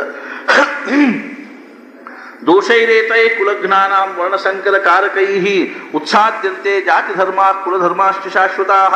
उच्छन्न कुलधर्माणां मनुष्याणां जनार्दन नरके नियतं वासो भवतीत्यनुशुश्रुम. अहोबत महत्पापं कर्तुं व्यवसिता वयं यद्राज्य सुखलोभेन हन्तुं स्वजनमुद्यताः. कुलक्षय करणाऱ्यांच्या या वर्णसंकर करणाऱ्या दोषांनी शाश्वत अशा जातीधर्मांचा आणि कुलधर्मांचा नाश होतो. सामाजिक व्यवस्था ಏನಾಗ್ತದೆ ಅಂದ್ರೆ ಅಸ್ತವ್ಯಸ್ತ ಆಗ್ತದೆ. ವರ್ಣಾಶ್ರಮ ಧರ್ಮ ಅನ್ನುವಂಥದ್ದು ಏನದಂದ್ರೆ ಒಂದು ಸಾಮಾಜಿಕ ವ್ಯವಸ್ಥೆ. ಸಮಾಜದಲ್ಲಿ ಏನದ ಅಂತಂದ್ರೆ ಒಂದು ಶಿಸ್ತು ಕಾಯ್ಕೊಂಡು ಹೋಗೋ ಸಲುವಾಗಿ ಮಾಡಿರ್ತಕ್ಕಂಥ ಒಂದು ಮಾಡಿರ್ತಕ್ಕಂಥದ್ದು ಅನ್ನೋಕ್ಕಿಂತ ಸ್ವಾಭಾವಿಕವಾಗಿ ನಿರ್ಮಾಣ ಆಗಿರ್ತಕ್ಕಂಥದ್ದು ಏನದಂದ್ರೆ ಒಂದು ಸಾಮಾಜಿಕ ವ್ಯವಸ್ಥೆ. ಅರ್ಥಾತ್ ಎಲ್ಲಿಯಾದರೂ ಸಹಿತ ಇಂಥದ್ದೊಂದು ವ್ಯವಸ್ಥೆ ತಾನಾಗೇನೆ ನಿರ್ಮಾಣ ಆಗೇ ಬಿಡ್ತದೆ. ನಾವು ಮಾಡಬೇಕಾಗಿ ಬರುವುದೇ ಇಲ್ಲ. ಈಗ ಆಶ್ರಮದಲ್ಲೇ ಅಡುಗೆ ಯಾರು ಮಾಡೋದು, ಅಡುಗೆ ಮಾಡಬೇಕು ಅನ್ನುವ ಆಸಕ್ತಿ ಇದ್ದವ್ರು ಅಡುಗೆ ಮಾಡ್ತಾರೆ, ಪೂಜೆ ಮಾಡಬೇಕು ಅನ್ನೋ ಅಡುಗೆ ಮಾಡ್ಬೇಕು ಆಸಕ್ತಿ ಆಗಿಲ್ಲೇ ಇರ್ತದೆ. ಪ್ರವೃತ್ತಿನೇ ಇರ್ತಾವೆ. ಅರ್ಥಾತ್ ಏನಂದ್ರೆ ಸ್ವಾಭಾವಿಕವಾಗಿರ್ತಕ್ಕಂಥ ಪ್ರವೃತ್ತಿ ಇರ್ತಾವೆ. ಅವು ಹತ್ತತ್ಲಾಗೆ ತಾವು ಹೊಂದಿಕೊಂಡ್ಬಿಡ್ತಾವೆ. ನಾವು ಮಾಡಬೇಕಾಗಿ ಬರುವುದಿಲ್ಲ. ಅರ್ಥಾತ್ ಏನು ಅಂತಂದ್ರೆ ಯಾರಿಗೇನು ಅನಿಸ್ತದನೋ ಅವ್ರು ಅದ್ರೊಳಗನೆ ಹೆಂಗೆ ಇದು ಆಗಿಬಿಡ್ತಾರನೋ. ಕೆಲವರು ಏನಿರ್ತಾರೆ ಅಂದ್ರೆ ವಾಣಿಜ್ಯ ವ್ಯವಸ್ಥೆ ಆದವರು, ಅವ್ರು ಗುಡ್ಯಾ ಪಿಡ್ಯಾಕಾಯಿ ಕಾಲು ಹಾಕೋದೇ ಇಲ್ಲ, ವಾಣಿಜ್ಯ ವ್ಯವಸ್ಥೆ ಬರೀ ಅದು ಹೊರಗಿಂದ. ಕೆಲವರು ಏನಿರ್ತಾರೆ ಕ್ಷತ್ರಿಯ ಧರ್ಮಕ್ಕೆ ಅನುಸಾರವಾಗಿರ್ತಕ್ಕಂಥ ಕಾರ್ಯ ಮಾಡೋರು ಇರ್ತಾರೆ. ಅರ್ಥಾತ್ ಕೆಲವರು ವೈಶ್ಯ ಧರ್ಮಕ್ಕೆ ಅನುಸಾರವಾಗಿ, ಕೆಲವರು ಬ್ರಾಹ್ಮಣ ಧರ್ಮಕ್ಕೆ ಅನುಸಾರವಾಗಿ ಪೂಜಾ ಪುನಸ್ಕಾರ ಇತ್ಯಾದಿಗಳನ್ನು ಮಾಡ್ತಕ್ಕಂಥವ್ರು. ಅರ್ಥಾತ್ ಇನ್ನು ಕೆಲವರು ಏನಿರ್ತಾರೆ ಅಂತಂದ್ರೆ ಸೇವಾ ಶುಶ್ರೂಷಾದಿಗಳನ್ನು ಮಾಡಿಕೊಂಡಿರ್ತಕ್ಕಂಥ ಒಂದು ವ್ಯವಸ್ಥೆ. ಒಂದು ಸ್ವಭಾವದ ಜನರು ಸ್ವಾಭಾವಿಕವಾಗಿ ಒತ್ತಟ್ಟಿಗೆ ಬರ್ತಾರಿಲ್ರಿ. ಯಾವುದೋ ಒಂದು ವಿಷಯದಲ್ಲಿ ಒಬ್ಬರಿಗೆ ಆಸಕ್ತಿ ಇರೋದಂದ್ರೆ ಒಬ್ಬರು ಸಂಗೀತಗಾರರ ಜೊತೆ ಸೇರ್ತಾರೆ. ಅದೇ ರೀತಿ ಚಿತ್ರಕಲಾಕಾರರ ಜೊತೆ ಸೇರ್ತಾರೆ. ಹಂಗೇನದ ಅಂತಂದ್ರೆ ಕೆಲವ್ರಿಗೆ ಏನಾಗ್ತದೆ, ಯಾವಾಗಲೂ ಅಧ್ಯಯನ ಮಾಡಬೇಕು, ಚಿಂತನೆ ಮಾಡಬೇಕು, ಓದಬೇಕು, ಬರೀಬೇಕು, ಅಧ್ಯಯನ, ಅಧ್ಯಾಪನ, ಧ್ಯಾನ, ಧಾರಣ, ಚಿಂತನೆ ಮಾಡೋ ಪ್ರವೃತ್ತಿ ಇರ್ತಕ್ಕಂಥವ್ರು ಏನಾಗ್ತದೆ ಒಬ್ಬರಿಗೊಬ್ಬರು ಹತ್ತಿರ ಬರ್ತಾರೆ. ಈ ಡ್ರೈವರ್ಗಳು ಮಾತಾಡೋದು ಕೂಡ್ತಾರೆ, ಕಂಡಕ್ಟರ್ಗಳು ಮಾತಾಡೋದು ಕೂಡ್ತಾರೆ. ಹಂಗೆ ಏನದ ಅಂತಂದ್ರೆ ಆ ಪ್ರವೃತ್ತಿ ಇರ್ತಕ್ಕಂಥ ಜನರು ಒತ್ತಟ್ಟಿಗೆ ಬರ್ತಾರೆ. ಅದ್ರೊಳಗಿಂದ ಏನಾಗ್ತದೆ, ಅವರೆಲ್ಲ ಏನಂತಾರೆ, ಹೆಂಗಾದ್ರು ನಾವೆಲ್ಲ ಒಂದೇ ಸ್ವಭಾವದ ಬಂದಿದ್ದೀವಿ, ಒತ್ತಟ್ಟಿಗೆ ನಾವೆಲ್ಲರೂ ಮನೆ ಮಾಡ್ಕೊಂಡಿರೋನು ಅನ್ನುವಂಥದ್ದು ಅವರಲ್ಲಿ ಪ್ರವೃತ್ತಿ ಆಗ್ತದೆ. ಅವ್ರವ್ರ ಪ್ರವೃತ್ತಿಗೆ ಅನುಸಾರವಾಗಿರ್ತಕ್ಕಂಥ ಮನೆ ಕಟ್ಟಿಕೊಳ್ಳೋದು, ಅದರೊಳಗಿನ ವ್ಯವಸ್ಥೆ ಮಾಡ್ಕೊಳ್ಳೋದು ಅವ್ರಿಗೆ ಸ್ವಾಭಾವಿಕ ಇದು ಆಗಿರ್ತದೆ. ಆದ್ದರಿಂದ ಅವ್ರ ಮನೆ ರಚನಾ ಬೇರೆ ಆಗ್ತದೆ. ಅರ್ಥಾತ್ ಏನು ಅಂತಂದ್ರೆ ಹಿಂಗಿರ್ತಕ್ಕಂಥವ್ರ ಮನೆ ರಚನಾ ಬೇರೆ, ಕ್ಷತ್ರಿಯ ಭಾವದಲ್ಲಿರ್ತಕ್ಕಂಥವ್ರ ಮನೆ ರಚನಾ ಬೇರೆ ಆಗ್ತದೆ, ವೈಶ್ಯ ಭಾವದಲ್ಲಿರ್ತಕ್ಕಂಥವ್ರ ಮನೆ ರಚನಾ ಬೇರೆ ಆಗ್ತದೆ. ಈ ಪ್ರಕಾರವಾಗಿ ಸಮಾಜಗಳು ಸ್ವಾಭಾವಿಕವಾಗಿ ಏನಾಗ್ತವೆ ಅಂತಂದ್ರೆ ಒಂದು ವರ್ಣ ವ್ಯವಸ್ಥೆ ಅನ್ನುವಂಥದ್ದು ಏನಾಗ್ತದನೋ ಇದು ಸಾಮಾಜಿಕ ವ್ಯವಸ್ಥೆ. ಇದೇನದಂದ್ರೆ ಇದರೊಳಗಿಂದ ಸಮಾಜದ ಒಂದು ಸುಸಂಘಟಿತಪಣ ಅನ್ನುವಂಥದ್ದು, ಸಮಾಜಗಳು ಶಿಸ್ತು ಕಾಯ್ಕೊಂಡು ಹೋಗೋ ದೃಷ್ಟಿಯಿಂದ ಒಂದು ಮನೆಯೊಳಗೂ ಸಹಿತ ಕೆಲವ್ರಿಗೆ ಏನಂತಂದ್ರೆ ಪೂಜೆ ಮನೆಯೊಳಗೆ ದೇವರು ಧರ್ಮ ಪೂಜೆ ಪುನಸ್ಕಾರ ಮಾಡಬೇಕು ಅನ್ನುವಂಥ ಪ್ರವೃತ್ತಿ ಇರೋರು ಕೆಲವರು ಇರ್ತಾರೆ. ಅದೇ ಇನ್ನು ಕೆಲವರು ಏನಿರ್ತಾರೆ ನೌಕರಿ ಚಾಕರಿ ಮಾಡಬೇಕು, ದುಡ್ಡು ಗಳಿಸ್ಬೇಕು, ಲೆಕ್ಕ ಪತ್ರ ಅನ್ನುವಂಥ ಭಾವ ಇರ್ತದೆ. ಹಿಂಗೇನದಂದ್ರೆ ಮನೆಯೊಳಗೂ ಸಹಿತ ಅಂಥದ್ದೊಂದು ವ್ಯವಸ್ಥೆ ತಾನಾಗೇನೆ ನಿರ್ಮಾಣ ಆಗ್ತದೆ. ಆದ್ದರಿಂದ ಇಲ್ಲಿ ಏನಂತಾರ ಅಂತ ತಿಳ್ಕೊಂಡು ಕೇಳಿದ್ರೆ ಕರ್ನಾಟಕ ವರ್ಣಸಂಕರ ಕರ್ನಾಟಕ ದೋಷ आणि शाश्वत अशा जाती धर्मांचा आणि कुलधर्मांचा नाश होतो. ಮನೆಯೊಳಗಿನ ಶಿಸ್ತು ಭಂಗ ಮಾಡಿದ್ರು ಪಾಪ ಮಾಡಿದಂಗೆ ಆಗ್ತದೆ. ಒಂದು ಸಂಸ್ಥೆಯೊಳಗಿನ ಶಿಸ್ತು ಭಂಗ ಮಾಡಿದ್ರು ಪಾಪ ಮಾಡಿದಂಗೆ ಆಗ್ತದೆ. ಅದೇ ರೀತಿಯಾಗಿ ಏನಾಗ್ತದೆ ಅಂತಂದ್ರೆ ಒಂದು ಸಮಾಜದೊಳಗಿನ ವ್ಯವಸ್ಥೆಯನ್ನು ನಾವು ಭಂಗಗೊಳಿಸಿದ್ರು ಪಾಪ ಮಾಡಿದಂಗೆ ಆಗ್ತದೆ. ಆದ್ದರಿಂದ ಆ ರೀತಿಯಾಗಿರ್ತಕ್ಕಂಥ ಪಾಪ ಮಾಡಿದವರಿಗೆ ಏನಾಗ್ತದೆ ಅಂದ್ರೆ ಶಾಶ್ವತವಾಗಿರ್ತಕ್ಕಂಥ जाती धर्मांचा आणि कुलधर्मांचा नाश होतो. हे जनार्दना, ज्या मनुष्यांचे कुलधर्म नष्ट झाले आहे त्यांचा निश्चय करून नरकामध्ये वास होतो असे आम्ही ऐकले आहोत. ಅರ್ಥಾತ್ ಏನಂದ್ರೆ ಅಂಥವ್ರಿಗೆ ನರಕ ಅನ್ನುವಂಥದ್ದು ಪ್ರಾಪ್ತ ಆಗ್ತದೆ. ಯಾರ ನಿಮಿತ್ತದಿಂದನೇ ಯಾಕೆ ಆಗೋಲ್ತಾರೆ? ನಾವು ಧರ್ಮಾಚರಣೆಯನ್ನು ಬಿಟ್ಟಿವಿ ಅಂದ್ರೆ ಮುಂಚೆ ನಾವು ನರಕಕ್ಕೆ ಹೋಗ್ಬೇಕು, ಆಮೇಲೆ ನಮಗೆ ಯಾರು ಕಾರಣ ಆಗಿರ್ತಾರೋ ಅವ್ರು ಆಮೇಲೆ ಹೋಗ್ತಾರೆ. ಅರ್ಥಾತ್ ಏನಂದ್ರೆ ಹೌದಪ್ಪ ಅವ್ ಮಾಡಿದ, ನೀ ಯಾಕೆ ಬಿಟ್ಟಿ ಅಂತ ತಿಳ್ಕೊಂಡು ಕೇಳಿದ್ರೆ ಅವ್ನು ಹೇಳಿದ್ರಿ ಅದಕ್ಕೆ ನಾ ಬಿಟ್ಟೆ ಅಂತಾರೆ. ಯಪ್ಪ ಏನು ಮಾಡಿದ್ರ ಏನು ಅರ್ಥ ಅದ್ರಾಗ ಏನು ಸುಳ್ಳು ಪ್ಯಾಗ ಒಂದು ಮಾಡಿಟ್ಕೊಂಡು ಕೂತ್ರ ಆತೇನು ಅಂದ ಕೂಡ ನಾವು ಬಿಟ್ವಿ ಅಂದ್ರೆ ಮುಂಚೆ ನಂಬ ತಪ್ಪು. ಅವ್ನು ಹೇಳಿದ್ರೆ ಬಿಟ್ಟು ಯಾಕೆ? ಮಹಾರಾಜರು ಹೇಳಿದ್ರು ಅಂತ ತಿಳ್ಕೊಂಡು ನಾವು ಮಾಡ್ಲಿಕ್ಕೆ ಹತ್ತಾಗ ಅವ್ನು ಹೇಳಿದ ಅಂತ ಬಿಟ್ಟಿವಿ ಅಂತಂದಾಗ ಮೊದಲನೇ ದೋಷ ನಂಬುದು, ಬಿಟ್ಟದ್ದಕ್ಕೆ ಮೊದಲನೇ ದೋಷ ನಂಬುದು. ಆಮೇಲೆ ಎರಡನೇ ದೋಷ ಏನು ಅಂದ್ರೆ ನಮ್ಮ ಬುದ್ಧಿ ಭ್ರಷ್ಟ ಮಾಡಿರ್ತಕ್ಕಂಥದ್ದು ಅವನಿಗೆ ಎರಡನೇ ದೋಷ ಹತ್ತದ. ಆದ್ರಿಂದ ಏನು ಅಂದ್ರೆ ಈ ಪ್ರಕಾರವಾಗಿ ಅಧರ್ಮದಲ್ಲಿ ಪ್ರವೃತ್ತ ಆಗಿರ್ತಕ್ಕಂಥವ್ರು ಮುಂಚೆ ನರಕಕ್ಕೆ ಹೋಗ್ತಾರೆ, ಆಮೇಲೆ ಅಧರ್ಮಕ್ಕೆ ಕಾರಣರಾಗಿರ್ತಕ್ಕಂಥವ್ರು ನಾವು ಆಮೇಲೆ ನರಕಕ್ಕೆ ಹೋಗ್ಬೇಕಾಗಿ ಬರ್ತದೆ ಅನ್ನುವಂಥದ್ದು ಅರ್ಜುನ ಅಭಿಪ್ರಾಯ ಇದೆ. ಅಹೋಬತ ಮಹತ್ ಪಾಪಂ ಕರ್ತುಂ ವ್ಯವಸ್ಥಿತಾ ವಯಂ ಯದ್ರಾಜ್ಯ ಸುಖ ಲೋಭೇನ ಹಂತುಂ ಸ್ವಜನ ಮುಜ್ಯತಾಹ. ನಾವೊಂದು ಕ್ಷುದ್ರವಾಗಿರ್ತಕ್ಕಂಥ ಒಂದು ಸಾಮಾನ್ಯವಾಗಿರ್ತಕ್ಕಂಥ ರಾಜ್ಯದ ಒಂದು ಐಶ್ವರ್ಯದ ಅಪೇಕ್ಷೆಯಿಂದ ನಾವು ಎಂಥ ಪಾಪ ಮಾಡ್ಲಿಕ್ಕೆ ಹೊಂಟಿವಲ್ಲ, ಇದು ನಮ್ಗೆ ಏನಾಗವಲ್ತು ಅಂದ್ರೆ ಕಲ್ಪನಾನ ಬರುವಲ್ತು ಅನ್ನುವಂಥದ್ದು ಏನಂದ್ರೆ ಅರ್ಜುನ ಭಾವದ. ಜಾನಕಿ ಜೀವನ ಸ್ಮರಣ ಜೈ ಜೈ ರಾಮ್.